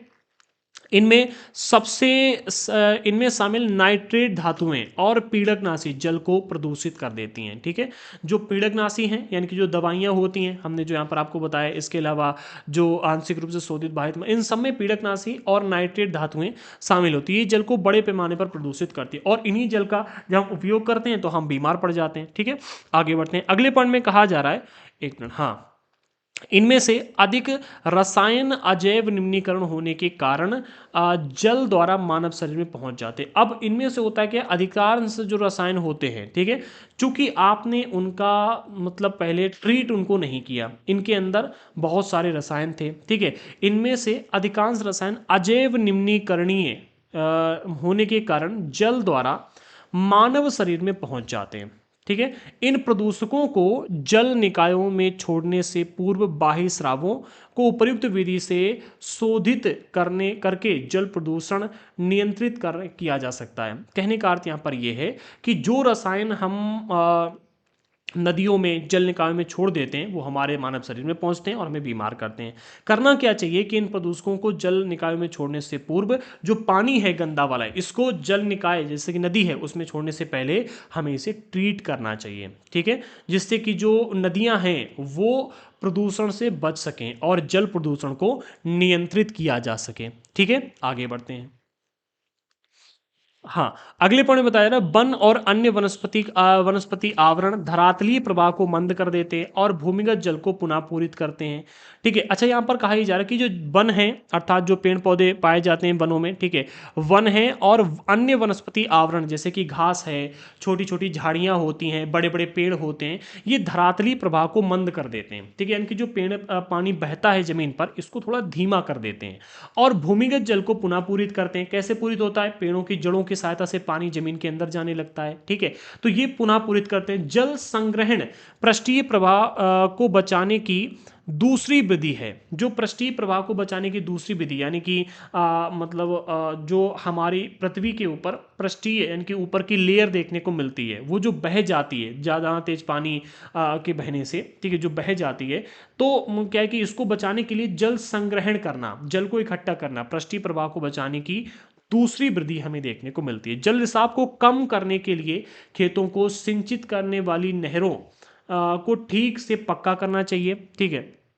क्या कहा जा रहा है कि भैया जो जल को सिंचित करने वाली नहरें हैं, ठीक है, जिन नहरों से पानी लेकर के आप अपने खेतों की सिंचाई करते हो, मान लो ये खेत हैं, आपने यहाँ से पानी लिया और खेतों को सींचने लगे हो, तो अगर आपको जल को मतलब बचाना है, क्या कहा जा रहा है कि भाई जल का रिसाव कम करना है, ठीक है, कि पानी जो है पानी बर्बाद ना हो, जल का रिसाव ना हो, जितना जल हमारे पास में उसका हम उपयोग अच्छी तरह से कर सकें, तो जल का रिसाव कम करने के लिए खेतों को सिंचित करने वाली नहरों को ठीक से पक्का करना चाहिए। अब जो नहरें हैं इनको अगर आप ठीक से पक्का कर दोगे अर्थात इनके नीचे आप सीमेंटेड पूरा प्लास्टर वगैरह कर दोगे तो जल जो अंडरग्राउंड वाटर में चला जाता है, शुद्ध जल है और वो नीचे चला जा रहा है, ठीक है, उसका आप उपयोग नहीं कर पा रहे हो, तो आप उसका उपयोग कर पाओगे अगर आप इन नहरों को पक्का कर दोगे, ठीक है। तो ये एक अन्य तरीका है जिससे कि जल को बचाया जा सकता है और इसका आप उपयोग कर सकते हो, ठीक है। जो बरसात वाला जल है वो तो जमीन के नीचे ही जाने दो, ठीक है, लेकिन जो शुद्ध जल है जिसका आप उपयोग कर सकते हो, ठीक है, और उसका आप उपयोग करो, ठीक है, नहरों को पक्का करके। जो नहरें खेतों को सींचने के लिए बनाई गई, इन नहरों के लिए ऐसी बात कही जा रही है, नदियों की बात नहीं की जा रही है। रिसाव और बाष्पीकरण से होने वाले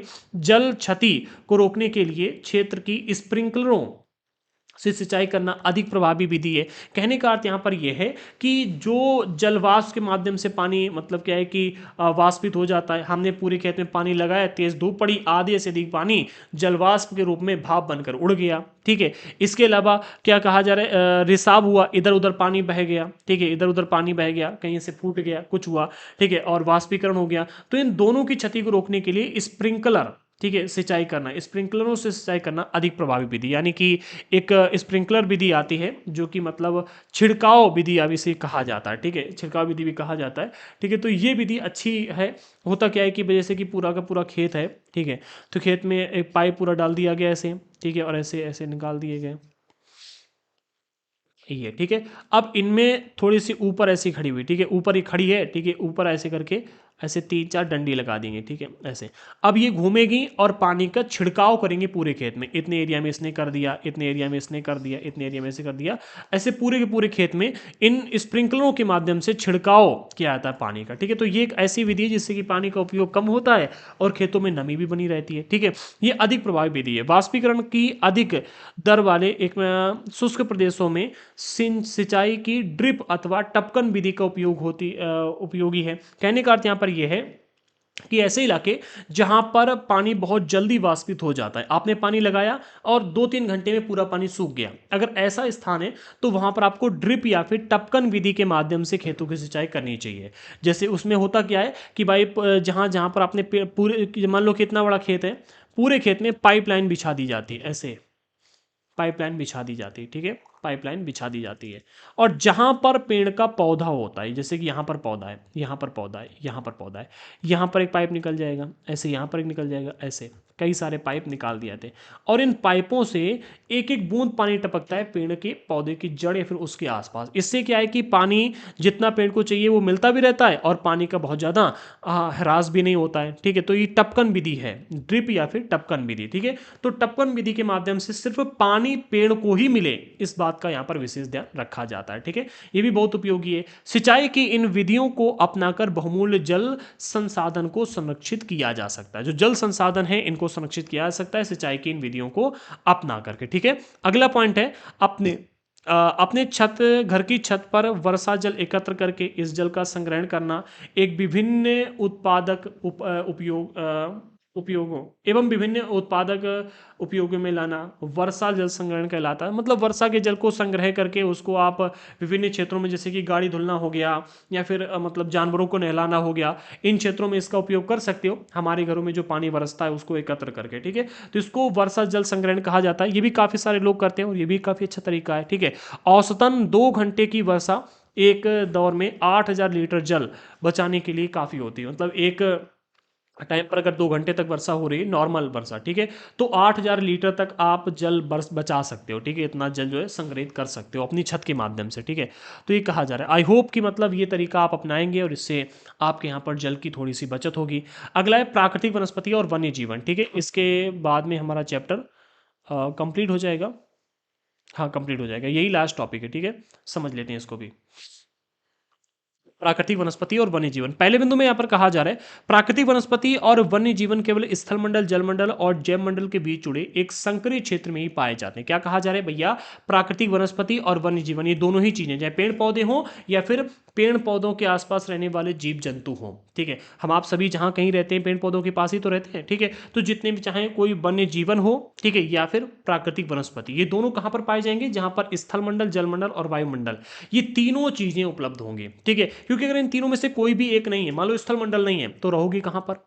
जलमंडल नहीं है, पानी कहां से लाओगे? वायुमंडल नहीं है, हवा कहां से लोगे? सांस कहां से लोगे? ठीक है, तो जहां पर ये तीनों होते हैं वहीं पर स्थलमंडल और जलमंडल सॉरी, ये मतलब प्राकृतिक वनस्पति और वन्य जीवन पाया जाता है, जिसे हम जैव मंडल कहते हैं। क्या है? स्थलमंडल, जलमंडल और वायुमंडल के बीच जुड़े संकरीय क्षेत्र में ही पाए जाते हैं, जिसे जैव मंडल कहा जाता है। जैव मंडल किसे कहते हैं? ये ऑलरेडी हम क्लास 6 और 7 के एनसीईआरटी में बहुत डिटेल में एक्सप्लेन कर चुके, तो रिवीजन कीजिएगा इसका। ठीक है, जैवमंडल में सभी जीवित जातियां जीवित रहने के लिए एक दूसरे से परस्पर संबंधित और निर्भर रहती हैं। कहने का अर्थ यहां पर यह कि जैवमंडल जो है यहां पर जीवित रहने के लिए सभी जातियां, चाहे कोई भी हो, एक दूसरे के ऊपर परस्पर निर्भर रहती हैं, एक दूसरे पर परस्पर संबंधित और निर्भर रहती हैं। अच्छा, कैसे निर्भर रहती हैं और कैसे संबंधित हैं, इसको भी समझ लो। अब जैसे कि भैया सूर्य से ऊर्जा प्राप्त की पेड़ ने, किसने? पेड़ ने। ठीक है, अब पेड़ ने ऊर्जा प्राप्त की, भोजन बनाया और पेड़ बड़ा हुआ। पेड़ को खा लिया एक भेड़ ने, किसने खाया? एक भेड़ ने या फिर हिरन ने खा लिया, या बकरी ने खा लिया, या किसी अन्य जानवर ने खा लिया, ठीक है, इन्होंने ऊर्जा प्राप्त की। अब जो ये जानवर हैं, भेड़ बकरी वगैरह, ठीक है, इनको खा लिया किसी शेर ने, चीता ने, या मानव भी शिकार करके खा लेते हैं, ठीक है, तो हम लोगों ने ऊर्जा प्राप्त की, ठीक है। अब जो शेर चीता हैं, इनको ऊर्जा प्राप्त हुई। तो देखो सभी लोग एक दूसरे से जुड़े हुए हैं कि नहीं जुड़े हुए हैं? पेड़ पौधों ने सूर्य से ऊर्जा प्राप्त की, पेड़ पौधों से जानवरों ने ऊर्जा प्राप्त की, जानवरों से इंसानों ने ऊर्जा प्राप्त की, ठीक है। इसके अलावा हम लोग डायरेक्ट भी पेड़ पौधों को खा लेते हैं, खाते कि नहीं खाते बताओ, ठीक है।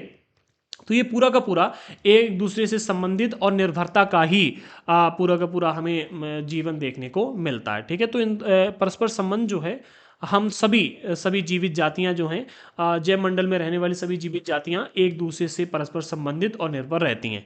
इस जीवन आधारित तंत्र को ही पारितंत्र कहा जाता है। जो एक दूसरे के ऊपर निर्भरता है, इसी को पारितंत्र कहा जाता है। अगले बिंदु में कहा जा रहा है वनस्पति और वन्य जीवन हमारे लिए बहुमूल्य संसाधन है। जो वनस्पतियां हैं और वन्य जीवन है, अगर ये नहीं होंगी तो हमारा जीवन भी नहीं होगा, ठीक है। ये हमारे लिए बहुत ही बहुमूल्य संसाधन है। पौधे हमें लकड़ी, ऑक्सीजन, प्राणियों को आश्रय और मृदा संरक्षण प्रदान करते हैं। अगर पेड़ पौधे नहीं होंगे तो हमें लकड़ी कहाँ से प्राप्त होगी, ऑक्सीजन कहाँ से प्राप्त होगी, हमें आश्रय कहाँ मिलेगा, जो पक्षी हैं, जो जंगली जानवर, उनको आश्रय कहाँ से मिलेगा, और मिट्टी को संरक्षित करके कौन रखेगा? पूरी पृथ्वी पर अगर पेड़ पौधे नहीं होंगे तो मिट्टी घूमती ही रहेगी, पानी के माध्यम से बहती ही रहेगी, रुकी नहीं पाएगी कहीं, ठीक है।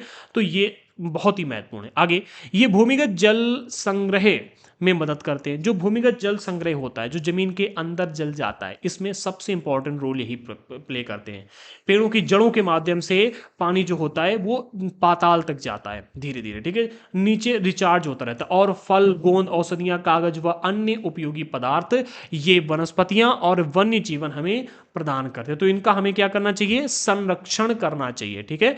अगले पॉइंट में, वन्य जीवन में जंतु, पक्षी, कीट एवं जलीय जीव शामिल है। जो वन्य जीवन, इसमें कौन कौन आते हैं? तो भैया जंतु आते हैं, जीव जंतु छोटे छोटे, ठीक है, पक्षी आते हैं, छोटे छोटे कीट पतंगे आते हैं, और जलीय जीव भी देखने को मिलते हैं। ये हमें दूध, मांस, खाल और ऊन जैसे उत्पाद देते हैं। अब जो ये जीव जंतु हैं, ये भी हमारे लिए उपयोगी हैं। क्या दे रही है हमको? है ये हमको दूध दे रहे हैं, मांस दे रहे हैं, खाल दे रहे हैं, ऊन दे रहे हैं। कीट जो हैं, अब अगर बात की है कीट क्या दे रहे हैं भाई, दूध से, कीट से ना तो हमें दूध मिल रहा है, ना मांस मिल रहा है, ना खाल मिल रहा है, ना ऊन मिल रहा है। तो कीट जैसे कि मधुमक्खी हो गया, ये हमें शहद देती है। क्या देती है? शहद देती है, ठीक है। फूलों के परागण और पारितंत्र में अपघटक के रूप में भूमिका निभाती है, ठीक है। इंपॉर्टेंट है कि नहीं है, ठीक है। फिर गिद्ध की अगर बात की है तो गिद्ध मृत जीव जंतुओं को खाने के कारण अपमार्जक है। अगर ये मृत जीव जंतुओं को नहीं खाएगा तो ये बीमारी फैलाएंगे, ठीक है। तो गिद्ध इनको खाकर समाप्त कर देते हैं। लेकिन हमने क्या किया? गिद्धों को ही समाप्त कर दिया। तो आजकल, और गिद्धों को ही समाप्त कर दिया। तो इस आजकल क्या है कि जहां कहीं भी गांव क्षेत्र में जब कोई जानवर मर जाता है तो या तो उसको जमीन में गाड़ो, ठीक है, या अगर कोई ऐसे ही फेंक आता है तो आसपास बहुत बदबू फैलती रहती है। पहले लोग ऐसे फेंक आते थे, गिद्ध 5 मिनट में खाकर समाप्त कर देते थे।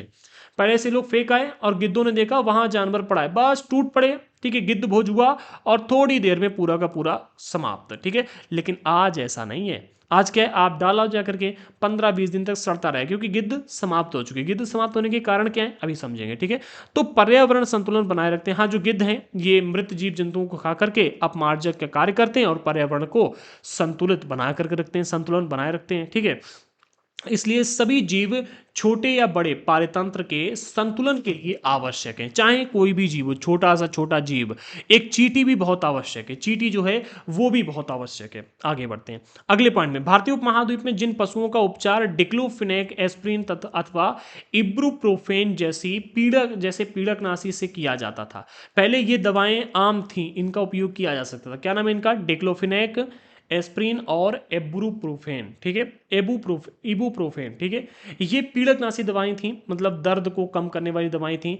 इनके मतलब कई सारे जानवर ऐसे थे जिनका इलाज इन दवाओं के माध्यम से होता था, ठीक है।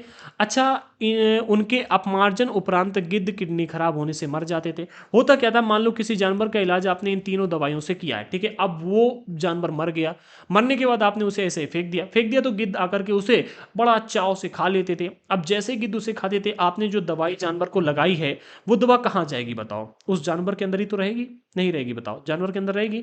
अब उस जानवर को खा लिया गिद्ध ने, ठीक है, गिद्ध के अंदर पहुंची वो दवा और इससे गिद्ध की किडनी खराब हो जाती थी। ठीक है। किडनी खराब होने से गिद्ध मर रहे थे। ठीक है। पशुओं पर इन औषधियों के उपयोग करने पर प्रतिबंध लगाने के प्रयास किए जा रहे हैं, आज भी किए जा रहे हैं और पहले भी किए गए। ठीक है। आज भी कुछ डॉक्टर मतलब डुके छिपे, मतलब क्या है कि उपयोग कर रहे हैं। ठीक है। आप देखोगे कई बार मेडिकल स्टोरों पर रेड मारी जाती है, मेडिकल टीम जाती है और मेडिकल स्टोर में दवाई में पकड़ी जाती हैं, बहुत सारी इलीगल दवाइयाँ होती हैं जो पकड़ी जाती हैं, पर फिर भी वो मेडिकल स्टोर धड़ल्ले से चलते हैं, उनकी लाइसेंस कभी भी रद्द नहीं की जाती है। क्यों? पैसा। ठीक है। पैसा, भ्रष्टाचार, सब कुछ है हमारे देश में। ठीक है। इसी वजह से चल रहा है और इसी वजह से आज गिद्ध समाप्त होने के कगार पे हैं, लगभग समाप्ति हो चुके हैं। आपको कहीं भी गिद्ध देखने को नहीं मिला। अगर गिद्ध देखने को मिलता है तो बताइए कमेंट बॉक्स में आप कहाँ से हैं और आपको गिद्ध कहाँ देखने को मिला था, कितना बड़ा था। ठीक है। तथा आरक्षित स्थान पर गिद्ध के प्रजनन के प्रयास किए जा रहे हैं। अभी क्या है कि इन दवाइयों के ऊपर प्रतिबंध लगाया जा रहा है और कुछ स्थानों को आरक्षित किया गया है जहां पर गिद्ध रह सके, क्योंकि अगर गिद्ध समाप्त हो गए तो भैया गिद्ध भोज कौन करेगा? ठीक है। इन जानवरों को कौन खाएगा? ये हमारे लिए एक बहुत बढ़िया अपमार्जक का काम करते हैं। पर्यावरण संतुलन बनाने में इनका बहुत बड़ा योगदान होता है। ठीक है। अगली हेडिंग है प्राकृतिक वनस्पति का वितरण, इसको भी समझो। पहले बिंदु में कहा जा रहा है वनस्पति की वृद्धि मुख्य रूप से तापमान और आर्द्रता पर निर्भर करती है, दो चीजों के ऊपर। वनस्पति अर्थात पेड़ पौधों की जो वृद्धि होती है, ये कितने बढ़ेंगे कितने नहीं बढ़ेंगे, ये दो चीजों पर डिपेंड करती है। एक तो तापमान, दूसरा आर्द्रता, कि उनको कितना टेम्परेचर मिल रहा है और कितनी आर्द्रता अर्थात उनको पानी की उपलब्धता हो रही है। ठीक है। विश्व की वनस्पति के मुख्य प्रकारों को चार वर्गों में रखा जाता है। ठीक है। इन चारों वर्गों को हम क्लास 7 के एनसीईआरटी में डिटेल में पढ़ चुके हैं, अभी बस इनको रिवाइज करो यहाँ पर। ठीक है। क्लास 7 के एनसीईआरटी में। ठीक है। जिस किसी ने क्लास 7 के एनसीईआरटी को नहीं पढ़ा है प्लीज एक बार पढ़ लीजिएगा, डिस्क्रिप्शन बॉक्स में हमने प्लेलिस्ट प्रोवाइड कर दी है। अभी एक ही चीज को अगर 4 बार एक्सप्लेन करें, क्लास 6 में भी बताया, 7 में भी बताया, 8 में भी बताएंगे तो टाइम वेस्ट होगा। ठीक है। तो यहाँ पर बस इतना समझो कि विश्व की जो वनस्पति हैं इनको मुख्य रूप से चार वर्गों में डिवाइड किया गया है। एक है वन, दूसरा घास स्थल, तीसरा गुल्म, चौथा टुंड्रा। ठीक है। तो वन, घास स्थल, गुल्म और टुंड्रा, इन चार वर्गों में डिवाइड किया गया जो विश्व की वनस्पतियां हैं इनको। ठीक है। अगले पॉइंट में भारी वर्षा वाले क्षेत्रों में विशाल वृक्ष उग जाते हैं। इस प्रकार वन प्रचुर जल आपूर्ति वाले क्षेत्रों में ही पाए जाते हैं। जहां पर प्रचुर जल आपूर्ति होती है वहां पर क्या देखने को मिलते हैं? वन देखने को मिलते हैं। जैसे से आर्द्रता कम होती है वैसे वैसे वृक्षों का आकार और उनकी सघनता कम होती जाती है। जहां पर आपको बहुत कम आर्द्रता देखने को मिलेगी वहां पर आपको वृक्ष भी बहुत कम देखने को मिलेंगे। ठीक है। जैसे से आर्द्रता बढ़ेगी तो वृक्ष भी अधिक देखने को मिलेंगे, वन देखने को मिलेंगे। अब जहां पर मीडियम वर्षा रहती है, सामान्य वर्षा वाले क्षेत्रों में छोटे आकार वाले वृक्ष और घास उगती है।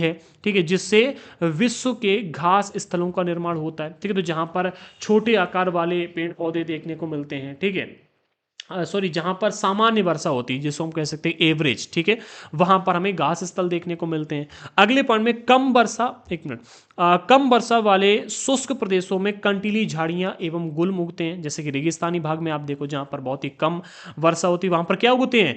कंटीली झाड़ियां। कंटीली झाड़ियां क्यों? क्योंकि कंटीली झाड़ियां जो होती हैं ये पानी की ह्रास को कम करती हैं, पानी का इनमें बाष्पोत्सर्जन कम हो पाता है। ठीक है। और गुल्म उगते हैं। इस प्रकार के क्षेत्रों में पौधों की जड़ें गहरी होती हैं। ठीक है। वाष्पोत्सर्जन से होने वाली जो आर्द्रता है इसकी हानि को घटाने के लिए इन पेड़ों की पत्तियां कांटेदार और मोम सतह वाली होती है। यानी कि कहने का अर्थ है जो पत्तियां होती हैं वो कांटेदार होती हैं और इनके ऊपर मोम की एक लेयर चढ़ी होती है जिससे कि पानी का मतलब आर्द्रता की हानि नहीं होती है, मतलब पानी का वाष्पोत्सर्जन बहुत कम होता है, फिर कहीं बिल्कुल भी नहीं होता है। ठीक है। बिल्कुल भी तो नहीं कह सकते हैं, बट हाँ बहुत कम होता है। ठीक है। शीत ध्रुवीय प्रदेशों की टुंड्रा वनस्पतियों में मॉम और लाइकेन शामिल है। ये कहां पर पाई जाती है? शीत ध्रुवीय प्रदेशों में जहां पर बहुत अधिक ठंडक आपको देखने को मिलती है। ठीक है। आगे बढ़ते हैं। अगला है प्राकृतिक वनस्पति और वन्य जीवन का संरक्षण। अभी हमने देखा कि ये हमारे लिए कितना इंपॉर्टेंट है। ठीक है। अब इनका संरक्षण कैसे किया जाए ये भी समझ लो। तो पहले बिंदु में कहा जा रहा है पौधे जंतुओं को आश्रय प्रदान करते हैं और साथ ही पारितंत्र को भी अनुरक्षित रखते हैं। जो पेड़ पौधे होते हैं ये एक तो जीव जंतुओं के लिए प्राकृतिक निवास का कार्य करते हैं। ठीक है। पौधों के ऊपर जो पक्षी होते हैं वो अपना घोंसला बना लेते हैं, बहुत से जीव जंतु रहने भी लगते हैं, पौधों की जड़ों में रहते हैं। ठीक है। आसपास मतलब अपना घर बनाकर रहने लगते हैं। तो जो पौधे होते हैं जंतुओं को आश्रय प्रदान करते हैं और साथ ही पारितंत्र को भी अनुरक्षित रखते हैं, इनके सुरक्षित रखते हैं। जलवायु में परिवर्तन और मानव हस्तक्षेप के कारण पौधों और जंतुओं के प्राकृतिक आवास नष्ट हो सकते हैं। अब अगर जलवायु में परिवर्तन होगा, ठीक है, और मानव हस्तक्षेप होगा तो इसके कारण से पौधे और जंतुओं की जो प्राकृतिक आवास हैं पौधों के प्राकृतिक आवास कौन है? वन। ठीक है, तो वन और जंतुओं के प्राकृतिक आवास अर्थात ये पेड़ पौधे, वन ही आप समझ लो। ठीक है, ये नष्ट हो सकते हैं। इसके दो कारण हो सकते हैं, एक तो जलवायु परिवर्तन, ठीक है, और दूसरा मानव हस्तक्षेप। हम पेड़ पौधों को काट डालेंगे तो वन समाप्त हो जाएंगे, वन में रहने वाले जीव जंतु भी धीरे धीरे समाप्त होने लगेंगे। ठीक है, आगे बढ़ते हैं। बहुत सी जातियां असुरक्षित अथवा संकटापन्न हैं और कुछ लुप्त होने के कगार पर हैं। ठीक है, एक मिनट, हाँ, मतलब वही कहा जा रहा है, बहुत सी ऐसी जातियां आज के टाइम पर हैं जो असुरक्षित हैं। ठीक है, जैसे कि आप देखोगे शेर, चीता, बाघ, ठीक है, ये जिन जंगलों में रहते थे उन जंगलों को बड़े पैमाने पर काटा गया। आज के टाइम पर ये बहुत ही गिनती में, अब इनको हमारे यहाँ पर सरकार से पूछो कितना डेटा है, सरकार बता देगी कि 400, ठीक है, 400, 300 या फिर 100, ऐसे गिनती में ये जानवर हैं। ठीक है, इसी तरह से गिद्ध अगर देखा है तो गिनती में हैं गिद्ध, कितने पाए जाते हैं। हाथी हैं, गिनती में हैं हाथी, कितने हाथी देखने को मिलते हैं। तो बहुत सारी प्रजातियां, बहुत सारी, कोई एक दो नहीं, बहुत सी जातियां असुरक्षित और संकटापन्न है और कुछ लुप्त होने के कगार पर, जैसे कि हमने अभी आपको बताया गिद्ध लुप्त होने के कगार पर है। इसी तरह से एक हमिंग बर्ड है, चिड़िया, बहुत छोटी सी होती है, अब तो कहीं देखने को ही नहीं मिलती। पहले से जब मैं सर्दियों में घर से बाहर निकलता था तो आमतौर पर ये काफ़ी देखने को मिलती थी, लेकिन आजकल तो ये बिल्कुल भी देखने को नहीं मिलती है। आगे वनोन्मूलन, मृदा अपरदन, निर्माण कार्य, दावानल और भूस्खलन से कुछ मानव और प्राकृतिक कारक हैं जो मिल करके इन महत्वपूर्ण प्राकृतिक संसाधनों के लुप्त होने की प्रक्रिया को बढ़ावा देते हैं। कहने का अर्थ ये है कि जो हम वनों को काटते जा रहे हैं, मिट्टी का अपरदन हो रहा है, ठीक है, निर्माण कार्य हो रहे हैं, फैक्ट्रियां बनती जा रही हैं, बड़े बड़े महल बनाए जा रहे हैं, दावानल, ठीक है, ये क्या है, कुछ होगा, ठीक है, भूस्खलन, ये और इनमें से कुछ ऐसे, ये कुछ मानव और प्राकृतिक कारक हैं जो मिल करके इन महत्वपूर्ण प्राकृतिक संसाधनों के लुप्त होने की प्रक्रिया को बढ़ावा देते हैं। ठीक है, ये बहुत ही इंपॉर्टेंट संसाधन है। ठीक है, पौधे और जंतु इनको धीरे धीरे समाप्त करने में लगे हुए हैं। अगले पॉइंट में कहा जा रहा है आज की मुख्य चिंताओं में से एक अनाधिकार शिकार करने की संख्या बढ़ना। जो शिकार की संख्या बढ़ती जा रही है, बड़े पैमाने पर जंतुओं का शिकार हो रहा है, ठीक है, ये एक मुख्य चिंता का विषय है, जिससे कुछ खास जाति प्रजातियों में की संख्या में तेजी से कमी आई है। ठीक है, क्या कहा जा रहा है, जो शिकार बड़ी पैमाने पर हो रहा है, ठीक है, वो भी अनाधिकार, मतलब जिसका अधिकार नहीं दिया गया उसका भी शिकार करना, ये एक मतलब क्या है कि ये करने से क्या हो रहा है कि भैया कुछ खास प्रजातियों की संख्या में तेजी से कमी आई है। पशु खाल, चमड़ा, नाखून, ठीक है, दांत और पंखों के साथ साथ सींगों के एकत्रीकरण और गैर कानूनी व्यापार के लिए जंतुओं का अनाधिकार शिकार किया गया। क्या कहा जा रहा है भैया, जो पशुओं की खाल निकालने के लिए, चमड़ा निकालने के लिए, नाखून निकालने के लिए, दांत निकालने के लिए, ठीक है, हाथी दांत के लिए, ठीक है, पंखों के लिए, मोर पंख के लिए, ठीक है, सींग निकालने के लिए, एक सींग वाला गेंडा होता है, इसके लिए जो इनका मतलब गैर कानूनी तरह से मतलब इनको मारा जा रहा है, शिकार किया जा रहा है, ये बहुत गलत है। ठीक है, इनका शिकार किया, इनमें से कुछ जंतु, चीता, शेर, हाथी, ब्लैक बग, ठीक है, ब्लैक बग वही काला हिरण जिसकी वजह से सलमान खान के पीछे लॉरेंस बिश्नोई पड़ा हुआ है, ठीक है, मगरमच्छ इनकी खाल के लिए, दरियाई घोड़ा, ठीक है, हिम तेंदुआ, शुतुरमुर्ग और मोर, ये कुछ ऐसे जानवर हैं जिनका बड़े पैमाने पर गैर कानूनी तरीके से शिकार हो रहा है। इनका संरक्षण जागरूकता बढ़ाकर किया जा सकता है। अगर हम जागरूकता बढ़ाते हैं तो इनका संरक्षण हो सकता है। ठीक है, आगे राष्ट्रीय उद्यान, वन्य जीवन अभ्यारण्य और जैव मंडल निचय, इन तीनों को भी समझेंगे। ठीक है, इन तीन में से दो हमने डिटेल में रखे हुए हैं, एक जैव मंडल निचय और एक राष्ट्रीय उद्यान। बाकी जो वन्य जीव अभ्यारण्य वो तो आप लोग जानते हो। ठीक है, ये हमारी प्राकृतिक वनस्पति और वन्य जीवन को सुरक्षित रखने के लिए बनाए जाते हैं। ये तीन हैं जिनको प्राकृतिक वनस्पति और वन्य जीवन, इन दोनों को ही सुरक्षित रखने के लिए बनाया जाता है। संकरी घाटियों, झीलों और आर्द्र भूमि का संरक्षण मूल्यवान संसाधन नष्ट होने से बचाने के लिए आवश्यक है। जो संकरी घाटियां बनाई जाती हैं, झीलों का निर्माण किया जाता है, आर्द्र भूमि का संरक्षण, ठीक है, ये मूल्यवान संसाधन नष्ट होने से बचाने के लिए आवश्यक है। ठीक है, एक मिनट, संकरी घाटियों का, झीलों का और इन तीनों का संरक्षण बनाई नहीं जाती, इन तीनों का जो संरक्षण कर किया जा रहा है, ठीक है, ये हमारे लिए बहुत इंपॉर्टेंट है। अगला, बहुत से देश पक्षियों और पशुओं को मारने और उनके व्यापार करने पर के विरुद्ध हैं। भारत में शेरों, चीतों, ठीक है, हिरणों, भारतीय सारंग और मोर को मारना अवैध है। इन चारों पांचों में से आप किसी को भी नहीं मार सकते, इनका शिकार नहीं किया जा सकता, ठीक है। तो ये अवैध है। अगले पॉइंट में कहा जा रहा है, एक मिनट, हाँ, एक अंतर्राष्ट्रीय परिपाटी है जिसे हम शॉर्ट में CITES कहते हैं, और इसका फुल फॉर्म है the conventional on international trade in endangered species of wild fauna and flora, ठीक है, ये इसकी फुल फॉर्म है। इसकी स्थापना की गई एक अंतर्राष्ट्रीय परिपाटी है जिसने प्राणियों और पक्षियों की अनेक प्रजातियों की सूची तैयार की है। कुछ ऐसे प्राणी जो विलुप्त होने के कगार पर हैं, ऐसे पक्षी जो विलुप्त होने के कगार पर हैं, इनकी एक पूरी की पूरी लिस्ट तैयार की है। इस सूची में दिए गए सभी पक्षियों और प्राणियों के व्यापार करने पर प्रतिबंध लगाया गया है। ये जो प्राणी, इसमें जो पक्षी दिए गए हैं और जो प्राणी दिए गए हैं, इनका व्यापार नहीं किया जा सकता। पौधों और प्राणियों का संरक्षण प्रत्येक नागरिक का नैतिक कर्तव्य है। जो पेड़ पौधे और प्राणी हैं, इनका हमें संरक्षण करना चाहिए और ये हमारा नैतिक कर्तव्य है। इनफैक्ट मानवता भी तो यही कहती है, मानवता भी तो यही है, ठीक है। अगले पॉइंट में कहा जा रहा है CITES, यही वाला, ठीक है, यही, ठीक है। सरकारों के बीच एक अंतर्राष्ट्रीय समझौता है। इसका उद्देश्य ये सुनिश्चित करना है कि वन्य प्राणी एवं पौधों के नमूनों के अंतर्राष्ट्रीय व्यापार से उनके जीवन को कोई खतरा ना हो, ठीक है। क्या कहा जा रहा है, कहा यह जा रहा है कि भैया जो CITES है, ये क्या है, ये एक अंतरराष्ट्रीय समझौता है विभिन्न देश की सरकारों के बीच में, ठीक है। अभी तो इसके बारे में थोड़ा सा बताया था, थोड़ा और एडवांस हमने रखा हुआ है अलग से, ठीक है। तो ये विश्व की मतलब सरकारों के बीच में एक अंतरराष्ट्रीय समझौता है जिससे कि ये सुनिश्चित किया गया है कि वन्य प्राणी और जो पौधे हैं, ठीक है, इनके अंतरराष्ट्रीय व्यापार जो हो रहा है, ठीक है, उनको रोका जा सके। ऐसे पेड़ों, ऐसे पौधों और वन्य प्राणियों के व्यापार को रोका जा सके जिनका जीवन खतरे में है, अर्थात जो विलुप्त होने के कगार पर हैं। ऐसे जंतु, ऐसे वन्य प्राणी और ऐसे पौधों के विलुप्त होने के खतरे को बचाने के लिए, ठीक है, इनके व्यापार को बंद कर दिया गया, इनके ऊपर बैन लगाया। कहने का अर्थ ये कि भाई ऐसे जीव जंतु जो कम हैं, ठीक है, इनका व्यापार नहीं किया सकते। जैसे कि आज के टाइम पर आप देखो, घरों में लोग तोता पिंजड़े में बंद करके रखते हैं। क्यों रख रहे हो भाई, बताओ, क्यों पिंजड़े में बंद कर करके? उसने क्या ऐसा गुनाह किया कि आपने उसे जेल में रख दिया? आपको कोई पिंजड़े में बंद करके रखे 24 घंटे के लिए, आप 24 घंटे में आपका नशा हिरन हो जाएगा, होता है कि नहीं होता है? उसने क्या ऐसा अपराध किया, बताओ? छोड़ो उसे, ठीक है, मेरी बात मानो, छोड़ो उसे, मत रखो। ऐसे लोगों से मैं बहुत खपा रहता हूँ जो जाल के अंदर जंतुओं को बंद करके रखते हैं। मेरी उनसे केवल लड़ाई हो जाती है, ठीक है। तो ऐसा मत किया करो। मोटे तौर पर पशुओं की 5,000 जातियों और पौधों की 28,000 जातियां रक्षित की गई हैं, ठीक है। ये विश्व अंतर्राष्ट्रीय समझौता है जिसमें 5,000 पशु और 28,000 मतलब पौधे संरक्षित किए गए कि इनका अंतर्राष्ट्रीय व्यापार नहीं हो सकता। इसमें भालू, डॉल्फिन, कैक्टस, प्रवाल, आर्किड और एलो कुछ उदाहरण हैं। इनका व्यापार नहीं किया जा सकता, ठीक है। तो ये एक समझौता है। अगर नहीं होता तो इतना व्यापार होता कि ये आजकल विलुप्त हो गए होते। व्यापार सही तो ये विलुप्त हुए हैं, ठीक है। अगला है जैव मंडल नीचे। अच्छा, जैव मंडल नीचे और एक और हमने रखा है राष्ट्रीय उद्यान। इन दोनों को समझ लो डिटेल में, ठीक है। ये हमने एक एडवांस रखा क्योंकि इसके ऊपर प्रश्न पूछ दिया था, जैव मंडल नीचे किसे कहा जाता है, ठीक है।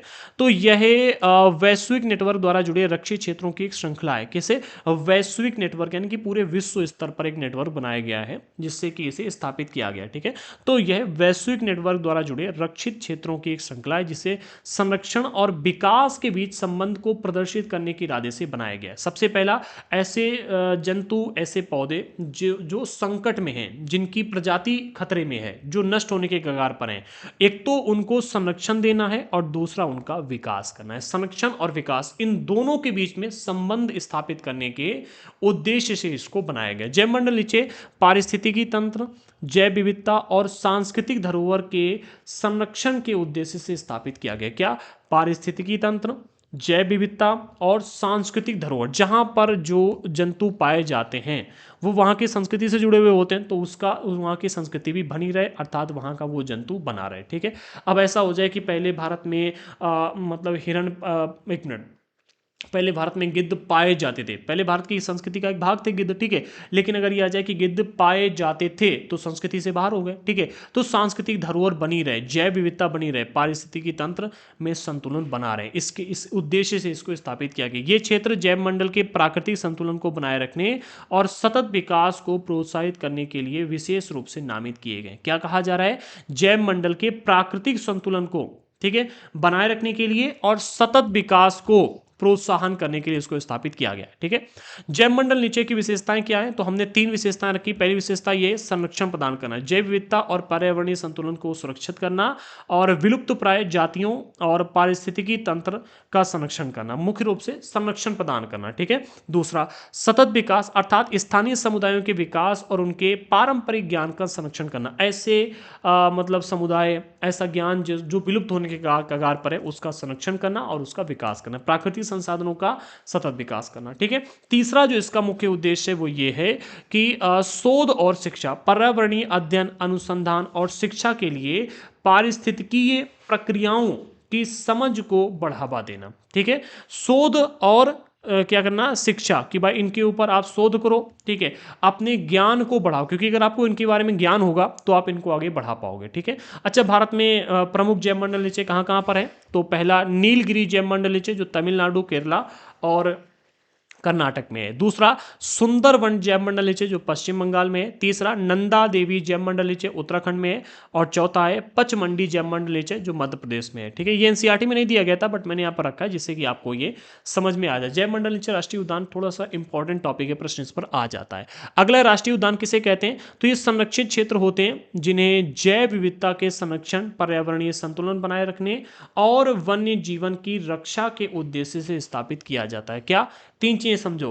राष्ट्रीय उद्यान क्यों स्थापित किए जाते हैं, सबसे पहला ये संरक्षित क्षेत्र हैं अर्थात आरक्षित क्षेत्र आप इनको मान सकते हो। ठीक है, यहां पर कोई भी व्यक्ति ऐसे नहीं जा सकता। ठीक है, जिन्हें जैव विविधता के संरक्षण, ऐसे प्रोडक्ट, ऐसी चीजें जो खतरे पे हैं, ठीक है, उनको संरक्षण प्रदान करने, पर्यावरणीय संतुलन बनाए रखने। ठीक है, पर्यावरण में संतुलन बना रहे, जो विलुप्त प्राय चीजें हैं उनको यहाँ पर संरक्षण प्रदान किया जाता है। ठीक है, जिससे कि विविधता की जैव विविधता बनी रहे। ठीक है, और वन्य जीवन की रक्षा के उद्देश्य से स्थापित किया जाता है। ठीक है, कि वन्य जीवन की सुरक्षा बनी रहे। इन उद्यानों में किसी भी प्रकार की मानव गतिविधियां जैसे शिकार, कृषि या वनों को काटना सख्त प्रतिबंधित होता है, याद रखना। ठीक है, इनको क्या है, यहां पर वनों को काटना, शिकार करना, ठीक है, और कृषि करना, ये सब प्रतिबंधित होता है। राष्ट्रीय उद्यान और जो भी हमने आपको बताया था यहां पर जैव मंडल, ठीक है, जैव मंडल नीचे, इन दोनों में अगर सबसे बड़ी डिफरेंस की बात की जाए तो इसमें क्या होता है, इसमें एक चीज है कि भैया सतत विकास पर भी ध्यान दिया जाता है। संरक्षण तो है ही है लेकिन विकास पर भी ध्यान दिया जाता है और शोध भी किया जाता है। लेकिन यहां पर क्या है, केवल संरक्षण है, क्या है, संरक्षण प्रदान किया जाता है, क्या, रक्षा के उद्देश्य से इसको स्थापित किया गया है। इसकी विशेषताएं क्या है, सबसे पहला संरक्षण, तो वन्य जीवों और उनके प्राकृतिक आवास का संरक्षण, दुर्लभ और विलुप्त प्राय प्रजातियों की सुरक्षा करना, तो संरक्षण एक हो गया। दूसरा नियंत्रित मानव हस्तक्षेप, ये भी संरक्षण का एक भाग है कि भैया मानव हस्तक्षेप इसमें बिल्कुल ना हो या तो ना के बराबर हो, केवल अनुसंधान, शिक्षा और पर्यावरणीय अध्ययन के लिए अनुमति होती, यहां पर मानव जा सकता है। ठीक है, पर्यावरण नियंत्रित और सीमित है यहां पर। ठीक है, पर्यावरण नियंत्रित और सीमित करना, ये मतलब यहां पर इसकी दूसरी विशेषता। तीसरी विशेषता क्या है, प्राकृतिक संसाधनों की रक्षा करना। ठीक है, वन, जल स्रोतों और मृदा संरक्षण यहाँ का तीसरा उद्देश्य होता है कि भाई मृदा का संरक्षण करना है, जल स्रोतों को संरक्षित करना है और वन जो है इनको संरक्षित करना है। ठीक है, अच्छा, भारत में अगर हम बात करें प्रमुख राष्ट्रीय उद्यान कौन कौन से हैं, तो भारत में प्रमुख राष्ट्रीय उद्यान पहला है जिम कॉर्बेट राष्ट्रीय पार्क, उत्तराखंड में है, भारत का पहला राष्ट्रीय उद्यान यही है। प्रश्न पूछा जा सकता है कि भारत का पहला राष्ट्रीय उद्यान कौन सा है, तो जिम कॉर्बेट राष्ट्रीय उद्यान। इसके बाद काजीरंगा राष्ट्रीय उद्यान, ये असम में है, एक सिंग वाले गैंडे यहाँ पर प्रसिद्ध है यहाँ के लिए। ठीक है, यहाँ पर इनको संरक्षण दिया गया है। तीसरा कान्हा राष्ट्रीय उद्यान मध्य प्रदेश में है। ठीक है, और बाघों, बारासिंघा, इन दोनों के लिए प्रसिद्ध है, यहाँ पर इनको संरक्षण दिया गया। चौथा है आपका सुंदरवन राष्ट्रीय उद्यान, ये पश्चिम बंगाल में रॉयल बंगाल टाइगर का घर कहा जाता है। ठीक है, तो ये 4 हैं, इंपॉर्टेंट है, आप इनको आप चाहें अगर तो नोट कर सकते हो। और अगर आपने नोट्स परचेस कर रखे हैं तो भाई इनको प्रिंट करवा लो। ठीक है, बाकी अगर आपने अभी तक हमारे चैनल को सब्सक्राइब नहीं किया, क्यों भाई, इतनी अच्छी क्लास दे रहा हूं, ठीक है, एक एक टॉपिक को डीपली एक्सप्लेन कर रहा हूं, अभी भी सब्सक्राइब नहीं किया, मतलब शर्म आती कि नहीं आती बताओ मुझे। ठीक है, चलो मजाक कर रहा हूं, सब्सक्राइब कर लीजिएगा। ठीक है, और अगर आपको एक एक टॉपिक समझ में आया अच्छी तरह से तो लाइक कीजिएगा और कमेंट बॉक्स में बताइएगा जरूर। ठीक है, और अगर कोई भी टॉपिक समझ में नहीं आया तो बताओ कारण, क्यों नहीं आया समझ में, क्या ऐसा रीजन था। ठीक है, क्या ऐसी कमी रहेगी मेरे एक्सप्लेन करने में, और अगर चाहो तो डिसलाइक भी कर सकते हो, अच्छा लगे तो लाइक करो, नहीं लगे डिसलाइक करो। ठीक है, और रीजन जरूर बताओ जिससे कि हम अपने वीडियोस को और भी अच्छा बेटर बना सकें, आपको और भी अच्छी क्वालिटी में कंटेंट प्रोवाइड कर सकें। एंड हाँ, टेलीग्राम पर जरूर ज्वाइन कर लेना, लिंक डिस्क्रिप्शन बॉक्स में दी गई टेलीग्राम टेलीग्राम पर हम क्विज वगैरह प्रोवाइड करते रहते हैं। और अगर आपको हमारे एनसीईआरटी के नोट्स चाहिए हैं तो दृढ़ संकल्प ऐप को डाउनलोड कीजिएगा। पूरा कोर्स परचेस करना है तो वो भी हमारे ऐप पर अवेलेबल है, आप जाकर परचेस कर सकते हो। टेस्ट सीरीज बहुत भयानक तैयार हो रही है तो उसके लिए थोड़ा सा वेट कर लीजिएगा। और व्हाट्सएप पर भी फॉलो कर लीजिएगा, व्हाट्सएप ग्रुप की लिंक हमने डिस्क्रिप्शन बॉक्स में प्रोवाइड कर दी है, ठीक है। अगर कोई भी समस्या आ रही है नोट्स परचेस करने में, कोर्स लेने में, तो आप इस नंबर पर मैं व्हाट्सएप पर भी मैसेज कर सकते हो। अदरवाइज अगर व्हाट्सएप पर आपको रिप्लाई नहीं मिल पा रहा तो इंस्टाग्राम पर मैसेज करना, इंस्टाग्राम पर फॉलो कर लीजिएगा। इंस्टाग्राम की लिंक हमने डिस्क्रिप्शन बॉक्स में प्रोवाइड कर दी। इंस्टाग्राम पर जल्दी रिप्लाई मिल जाता है एक्चुअली थोड़ा सा, ठीक है। तो ये हमारा चैप्टर यहाँ पर कंप्लीट होता है। अगला चैप्टर जो है वो है खनिज और शक्ति संसाधन। ये चैप्टर काफी बड़ा है, पूरा आई थिंक 8 या 9 पेज का चैप्टर है ये, ठीक है। 8 या 9 पेज का चैप्टर है, काफी बड़ा है और बहुत इंपॉर्टेंट है। वैसे तो ये चैप्टर अब हमारे सिलेबस का पार्ट नहीं है, बट चैप्टर बहुत इंपॉर्टेंट है और आगे की क्लासेस के लिए बेस का काम करेगा, इसलिए इस चैप्टर को भी हम कवर करेंगे, ठीक है। तो मिलते हैं अगले वीडियो के साथ में, तब तक के लिए जय हिंद साथियों।